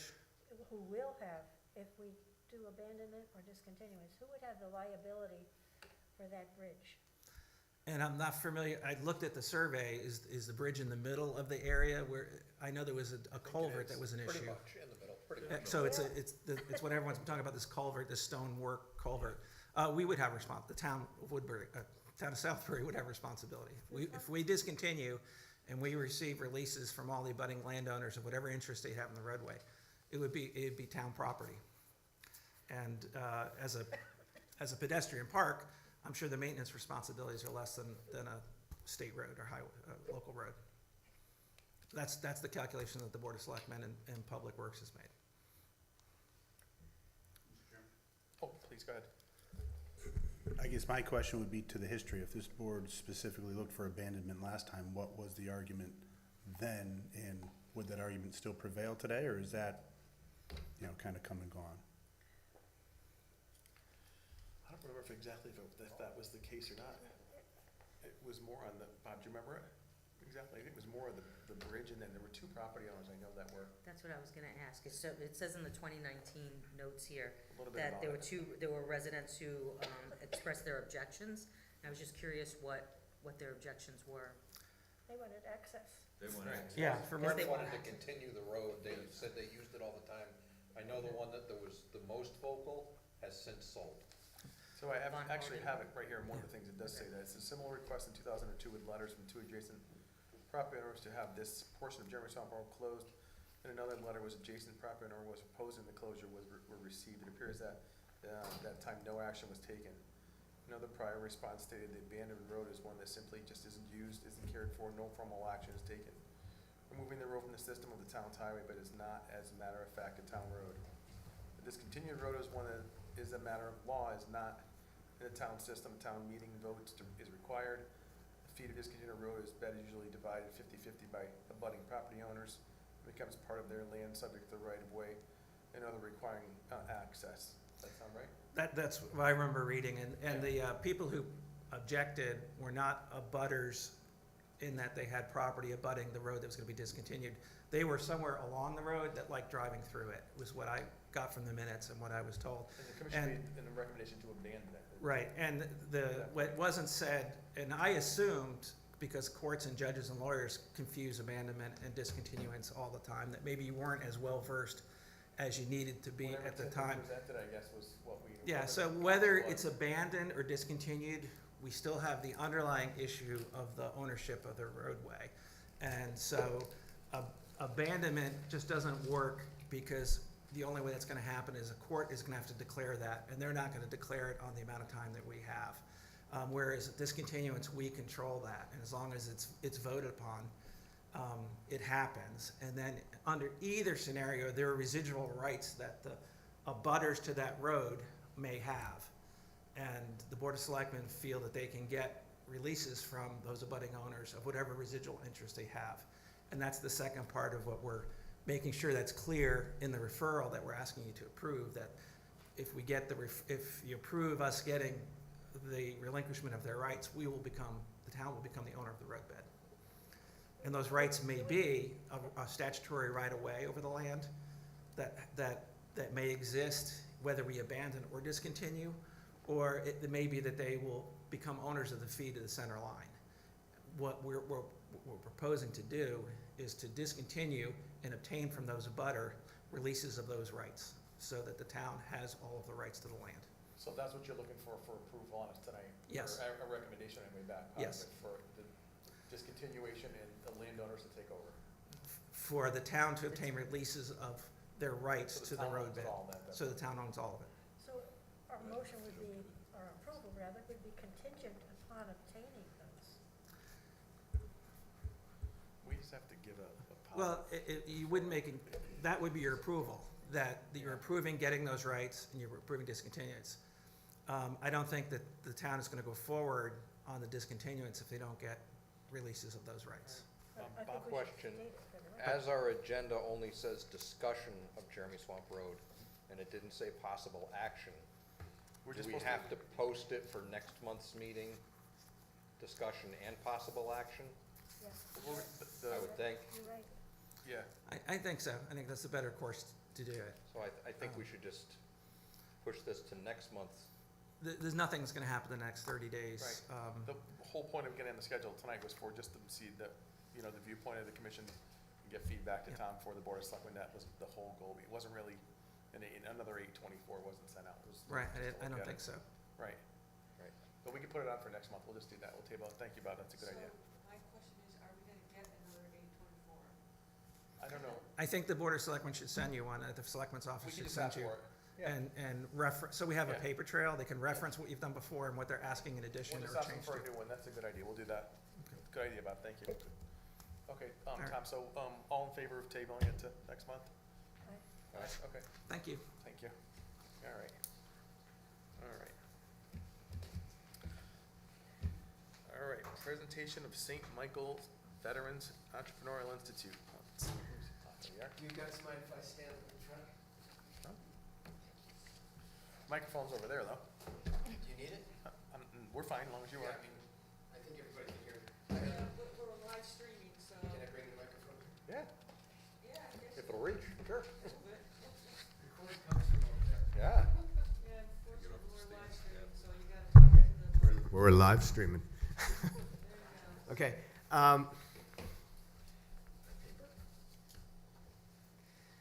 I'm humbled to be here. The outpouring of support for this project has been just enormous from the very beginning. And I heard that little talk about Southbury Planning Commission and Planning Commission, and I just want you to know that I tried to get on everybody's schedule as quick as I could, and you're all busy people, so know that you're on my agenda. So I'm here. I am John Butcherelli, Major Infantry, United States Army, retired. Are there any other veterans here? What did you serve, sir? Army. What era? Vietnam. Thank you for your service. Huh? Oh, my wife in the back, U.S. Army retired. There we go. And a Bronze Star in Iraq. My family has been in Southbury for 50 years.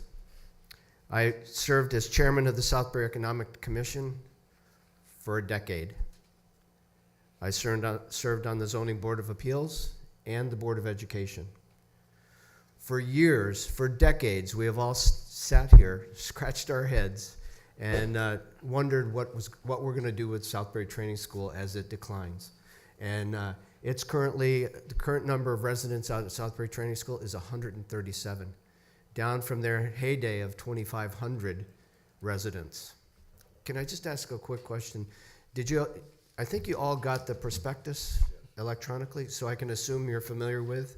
So I'm just going to kind of give you an overview, and then we can get to questions. I know I speak for all veterans when I say that we have stood on the edge of freedom and stared oppression directly in the eye. We don't run from anyone, and we are not running from this project. We've been trained to take the hill. We're going to take the hill. I am here to inform you, answer your questions, and hopefully gain your support for the project. Every idea has a birthday.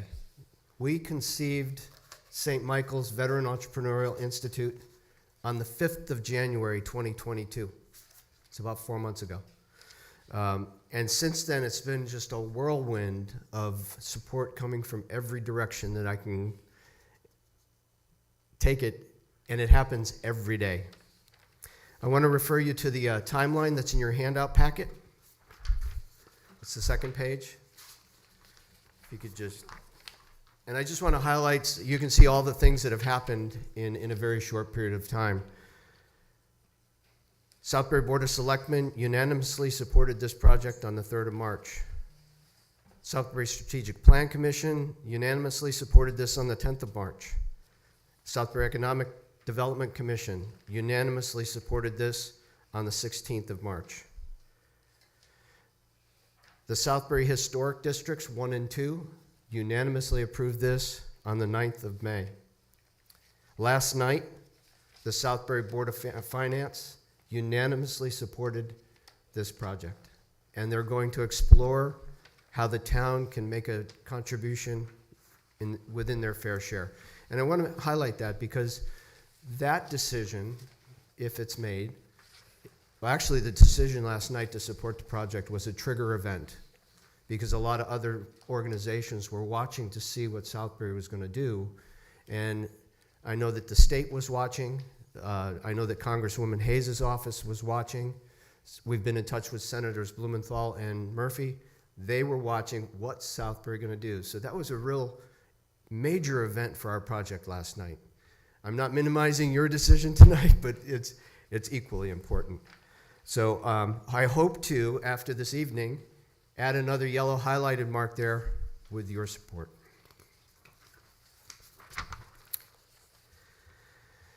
Just to give you an idea, you can see what's happened, but in the future, we have a lot of things happening. On the 2nd of June, Naugatuck Valley Community College CEO and staff are going to do a site visit.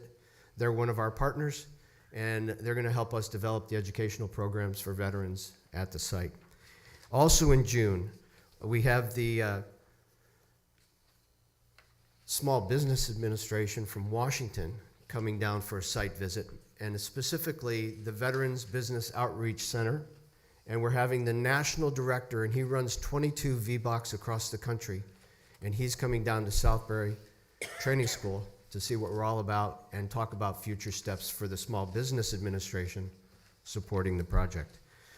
We just did a tour on Friday of Homes for the Brave, which is a veterans homeless shelter in Bridgeport. And they're coming up on the 26th of June to visit the site. We learned a lot down there about helping homeless veterans, and their facility basically equates to one of the cottages at Southbury Training School. There's 20 cottages there. Connecticut Community Foundation is planning a visit in June. We've been in touch with their CEO, and they're excited. I also got news today that United Way is also planning to come out and do a tour. We meet all of their criteria for grants.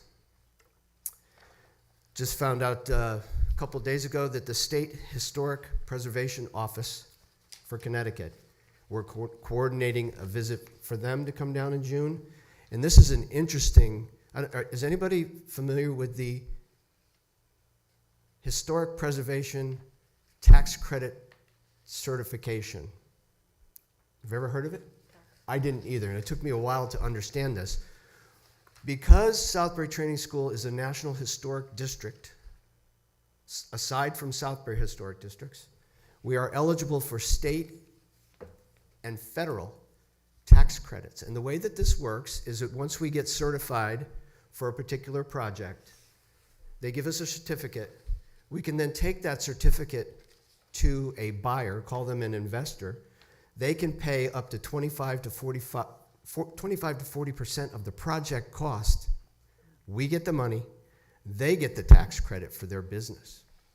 So much of the projects out there are eligible for that program. And then I'm coordinating with Fox News to hopefully get them down here in June also. Pete Hegseth, have you seen him on TV? Yeah, he is also a major infantry United States Army retired. So we have a kinship there. I want to refer you to the St. Michael's, the first page of your handout. That's basically our executive summary. And you can see the mission statement there. and you can see the supporting tasks. What's important to the Planning Commission that I want you all to clearly understand is that we want to use Southbury Training School exactly as it was designed. It's a one-of-a-kind facility in the United States because it was built on a training school model, not a hospital. So unlike Fairfield Hills and all the other institutions that you see across the country, Southbury was built as a training, education, and support facility for disabled people. So it's interesting when I've had many meetings with Gene Harvey, the director out there, and he was like, John, you're going to need a plan. You're going to need a plan. So I wrote a plan, and you've seen it. But my answer to him early on was, Gene, I want to see your plan because we want to use the training school exactly the way you have, the way it was designed. We don't plan on tearing anything down. We want to preserve the historic and rural character of the site. And I think you'll agree it's well worth preserving. I kind of feel, do you remember the scene from The Wizard of Oz where Toto pulls back the curtain on the wizard?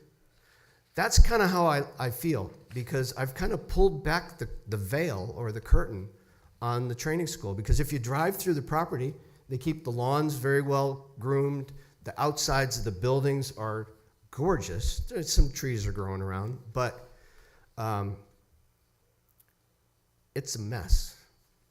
If you look back into the prospectus, and in category 3 for St. Michael's, which major renovation, there's about 10 or 12 buildings there that they let a contract, the state let a contract for remediation, and they gave the contractor the impression that they were going to be torn down. So they were merciless on the inside of those buildings, just busting walls open, ceilings torn down to remove plumbing, electrical, and HVAC. And hazardous materials too. Which brings up a good point. Unlike other sites, because there is still blood pumping through the training school, the state has actually done a good job as far as remediation goes. So there's not a big, huge thing like Fairfield Hills. I just want to orient you to the map here. And just visually, I just want you to look at the colors. The detail is in this prospectus as far as the individual use for each one of these buildings. Yellow, and we developed the prospectus in coordination with the training school. We did a building by building assessment on condition and future use. So what you see here in yellow is the current and future footprint of Southbury Training School. They've basically consolidated all of their operations down into this lower cul-de-sac, which is right behind the thrift store. So if you think of that whole cul-de-sac up there behind the thrift shop. We want to partner with the training school, and they can maintain these facilities for as long as they need to. And in talking to some of the folks that work out there, some of the residents are in the age group that they could be there for another 10 or 20 years. Don't know how many that equates to, but there's still a good population of people out there that need this. So we kind of settled that that's where they would be. The green dots are joint use facilities like Roselle School, the administration building, maintenance, the powerhouse, the thrift shop, and some other maintenance buildings around. Obviously, we're going to share utility and infrastructure. The red dots are St. Michael's future use. All the red dots are vacant. Does that give you a good picture? This area up here, the blue area, was transferred to the Department of Agriculture for agricultural preservation and green space.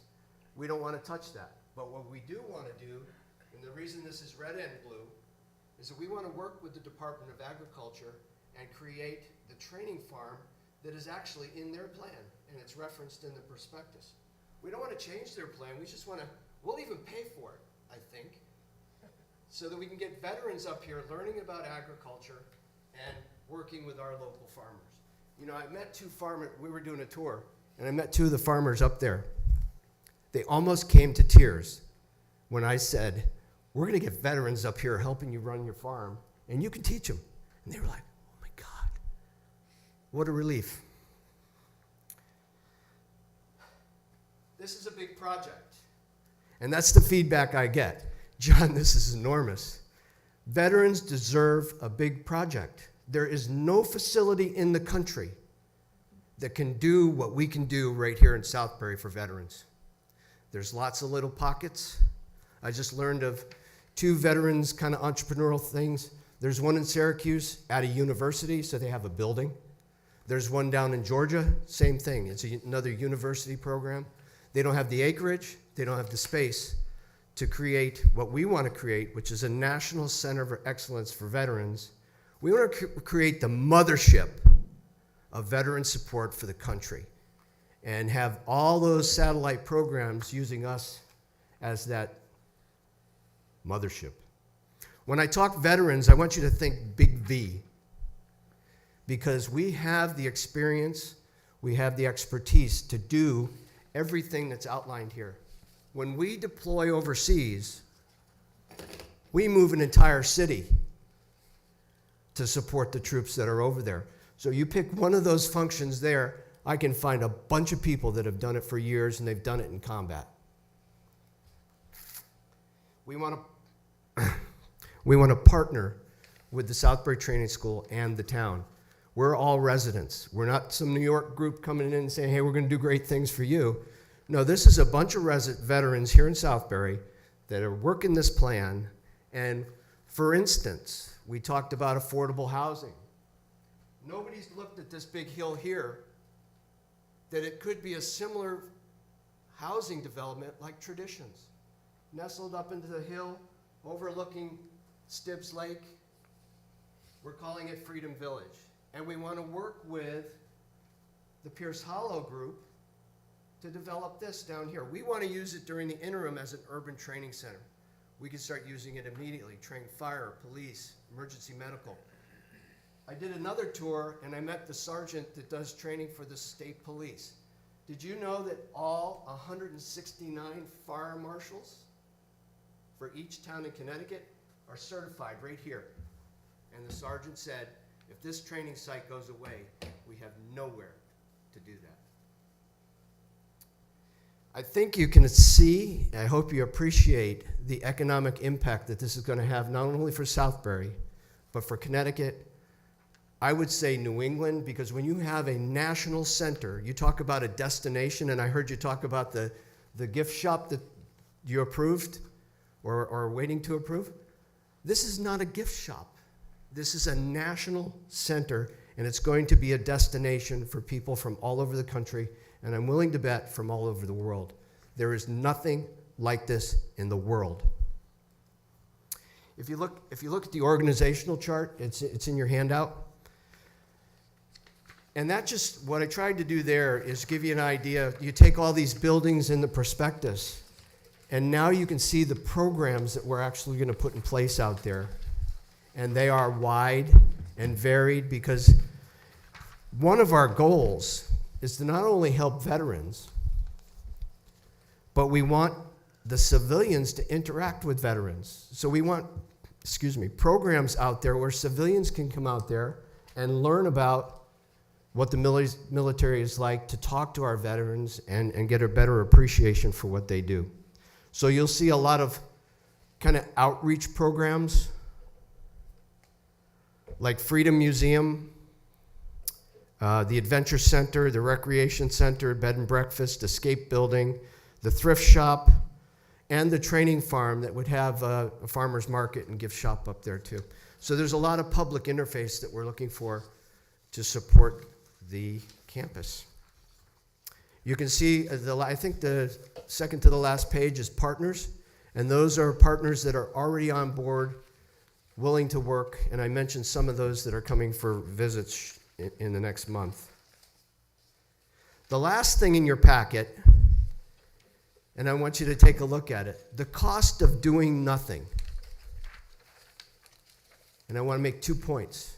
The state, you can see their track record with state facilities that are abandoned across Connecticut and the United States. Southbury is currently getting a lot of negative attention because we're actually on the haunted places in Connecticut and abandoned villages in Connecticut. And we're getting lots of attention from people from all over coming here to go say, where's that haunted village? And so we're getting a lot more vandalism at the training school also. The other point, when I say the cost of doing nothing, Newtown with Fairfield Hills has bonded nearly $40 million because they took that place over. The cost of doing nothing to let the state run it down into the ground and decay is going to be your responsibility in the future, and we want to prevent that by taking this project on. And I want to leave you with some statistics before I open it up for questions. There are 19 million veterans in the United States. It's about 5% of our population. Less than 1% of our population serves in the military on active duty, Guard, or Reserve. So this project, we want to help the other 99% learn about what we do and get a better understanding of the military. On any given night, there are 39,000 homeless veterans across the country. Now, we could put a dent in that, and we're going to help other programs grow and support that population. The idea, it mentions in the executive summary about growing. As we grow, we can reach out with satellite St. Michael's programs across the country to take over abandoned malls, shopping centers, and set up veteran support programs under St. Michael's. And the last one, and I always get choked up, sorry, 22 veterans a day commit suicide. It's because people don't understand us. We've lost the team. So that's what we want to help fix. So I'm here for your questions. Throw them at me. Anybody? Questions for John? I don't really have a question, but the scope of the project, your zeal behind it, is impressive. Thank you. I think the work you're looking to accomplish is greatly needed, and kudos for taking the bull by the horn and driving. Yeah. Two things that I want to highlight that are particularly of interest to you and other boards and commissions have asked me. Funding. We're a nonprofit 501c3, so that opens up a whole bunch of opportunities for us, from personal donations. I'm sure many of you contribute to Wounded Warrior, Disabled American Veterans. I know that my mother does. And so St. Michael's is going to be on that list of donations across the country, around the world. The second part of that is corporate support. So, as a nonprofit, they can get a tax credit, not just the historic tax credit, but goods, services, outright donations. We're currently working on a plan to send out either a snail mail or email campaign to the military-friendly companies in the United States. And that's a designation. They actually have to compete and get that designation. But I have a 20-page document of, I think it's 125 military-friendly companies, from multi-billion-dollar international companies to multi-million-dollar companies that I'm sure all would like to donate somehow. And then we're working our way up. I told you about the Small Business Administration coming down, and on the 23rd of, I think it's the 23rd of this month, we have Commissioner Sadi, the Connecticut VA commissioner, coming down for a tour. That's our step then, because we like to, support the chain of command. We respect it. So we wanted to get Commissioner Sadi on board. Then he can help us go up to federal for VA support. So federal funding, corporate funding, personal donations are a huge source of money. I don't know if you know this, but Wounded Warrior's annual budget, $500 million. That's a lot of dollars, okay? That's the big picture. One more thing on funding. we're exploring every spigot that we can turn on. So I did a search for veteran billionaires. There were 14 of them. 5 of them have died. I sent an email to the other 9, and I'm sure they're thinking about it, but I actually got a response from Fred Smith. Do you know who that is? He's the founder and CEO of FedEx. And he said, he's at first words, "John, I applaud your effort." So, I don't know what he's going to do, but we sent it to Elon Musk, we sent it to Jeff Bezos. That's the kind of attention that this project is getting. The second piece, planning. We're looking at leasing the property from the state, because I think you're probably aware, last year I think they passed legislation that if the state sells property, they have to get fair market value for it. So there's about 600 acres in the lower campus. In Southbury, that's a lot of money. So, and it saves us from taking money that we collect and putting it down as a purchase price, where we can put all of that into program development, renovations, the whole thing. So, questions? I think you touched on it. In what's now Personnel Village. Mm-hmm. I know at one point that was being looked at for Pierce Hollow Village. Pierce Hollow Village. Yes. So you're in communication with them and kind of playing ball with each other a little bit? And you'll see in the prospectus, I hit that right on the head. We don't want, matter of fact, when they had the ARPA meeting for the federal money, I attended that.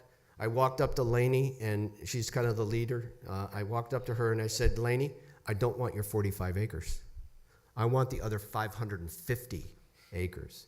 But they've been working on that for a decade. Right there. Right. So I may have another decade while they're still doing it that we can use this as a training facility, so we can establish a reputation in the training community, start earning a revenue. And I'm lowballing this. That urban training facility could bring in easily $1 million a year. And we start planning for a state-of-the-art training facility somewhere else on the campus that we're going to build. Yes, sir. That's funding and all of that, that's wonderful. But once you get beyond that, that's an enormous project. And have you developed plans on going forward on how you're gonna do it step by step? Develop a TO&E Yes. for how you're gonna do it. In the organizational chart, you'll see actually starting staffing levels. And if you think of, we're using a military model, so it's an S1, 2, 3, 4, 5, 6, and then section leaders, which are company commanders below that, and then what we're calling TACs, which are trainers, advisors, coaches. That's your E8, E7 instructor level. So for each program, we start kind of there, and then as each one builds, I mean, under the Trade Training Center, we may have that type of staffing for carpentry, painting, HVAC, all those kinds of things. So yes, we're thinking, but as you know from your experience in the military, we know how to do that. Grow and build an organization to support the mission. Can't tell you what, so the other question that the Board of Finance asked me, same kind of thing, you need an operational budget. And I was like, my operational budget is different if I'm sitting on $1 million, if I'm sitting on $10 million, or I'm sitting on $100 million. Of course. You know, we could stand this whole project up at one tomorrow if I had $100 million, and I'm going to get it somewhere. It's out there. So we're not, you know, I understand what you're saying, and, you know, the board, our advisors, we're all going to work together and grow this. Very nice. Anything else? Don't think, no. I have a vision, and it's huge, okay? I have lots of folks, and I said, think Big V, experienced military folks that have done all this before. So when I get the word go, all I have to do is and say, I need a colonel, I need a major, I need 200 sergeants, and it'll happen. Just like it's happened, and this is a good demonstration of the way we think, Look at what's been accomplished in 4 months. Imagine if I had a dozen of me working on it also, and I have other people helping, but. Yes, ma'am. Do you have any copies of this for us, Ms. Metz? It's in your prospectus. It is, okay. Yes. When you say interim use, Pierce Hollow Village, Yes. that would have to be improved before you could have No. use of it? No. You could have use of it? Basically, our plan out here, they're wood structure buildings. They're in good shape. The roofs are great. Yeah. What we would do is clean it up and make it safe. What I want to do is remove all the glass. We're going to put wooden shutters and wooden doors and make sure that there are no hazards on the inside. The only thing that we really need in each building is lighting and a sound system. And We don't need plumbing. We don't need toilets, porta potties. so you're working with Laney, with the whole, because they want that to come to fruition as soon as possible. Sure. But you want interim use. Interim So use you're gonna means as long as, until they say we need to break ground. Okay. We want to make this happen, and I'm willing to take bets on who gets there first. The Department of Agriculture has very specific approval for those 900 acres there. Yep. Do you have to change that to have joint use then? You're gonna have to change that? No?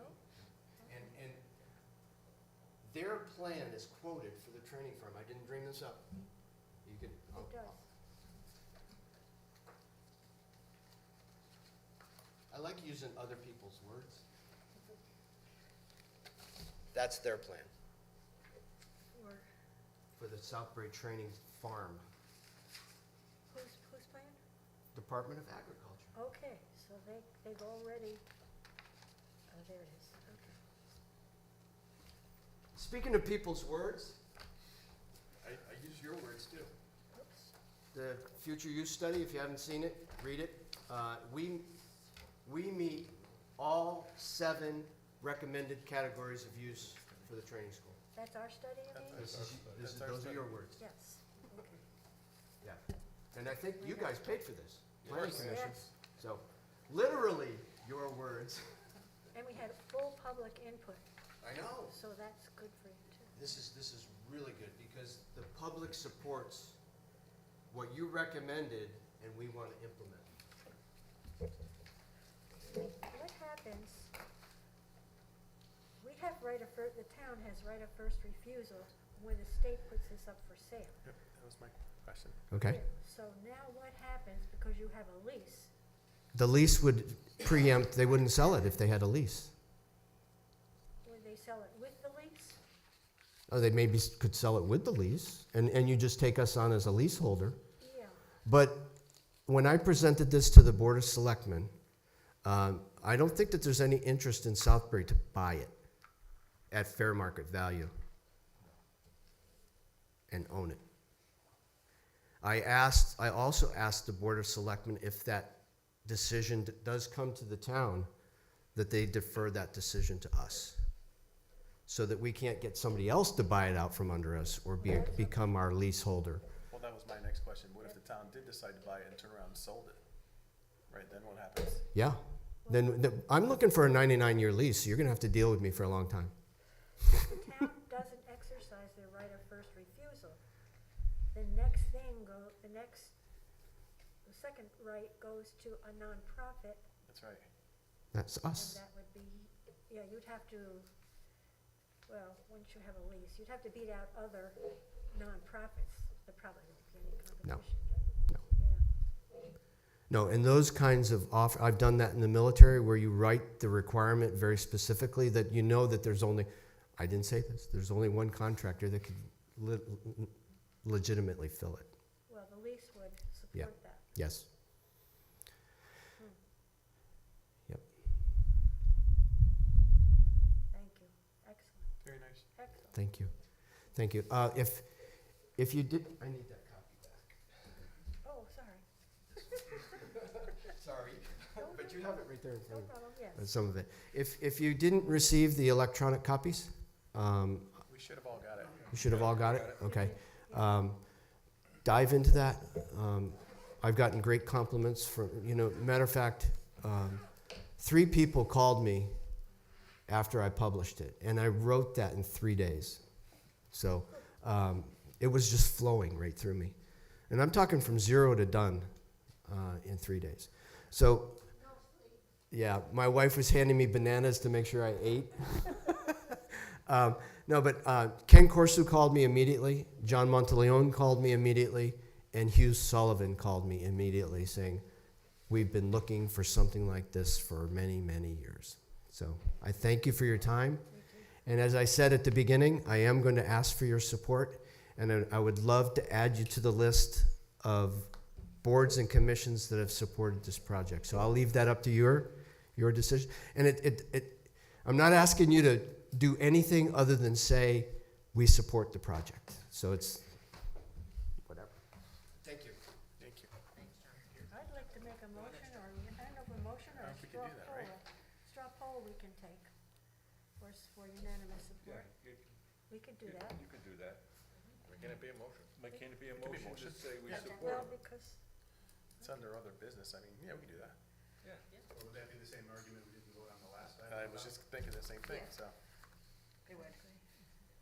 we can put it on next month. Put it on next month's agenda.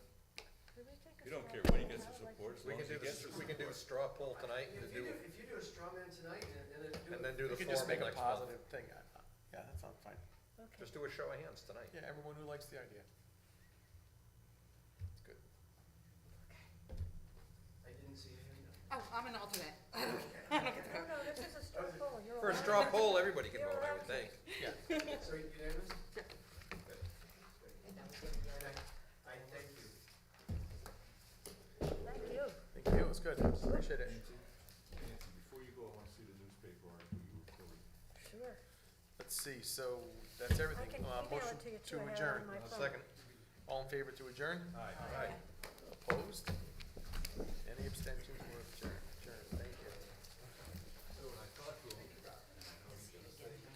Thank you. Thank you. Best of luck to you. Take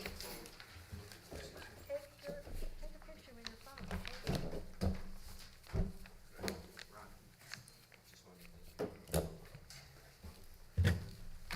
So nice meeting you. Thank you. God bless you. Thank you, John. Very nicely done.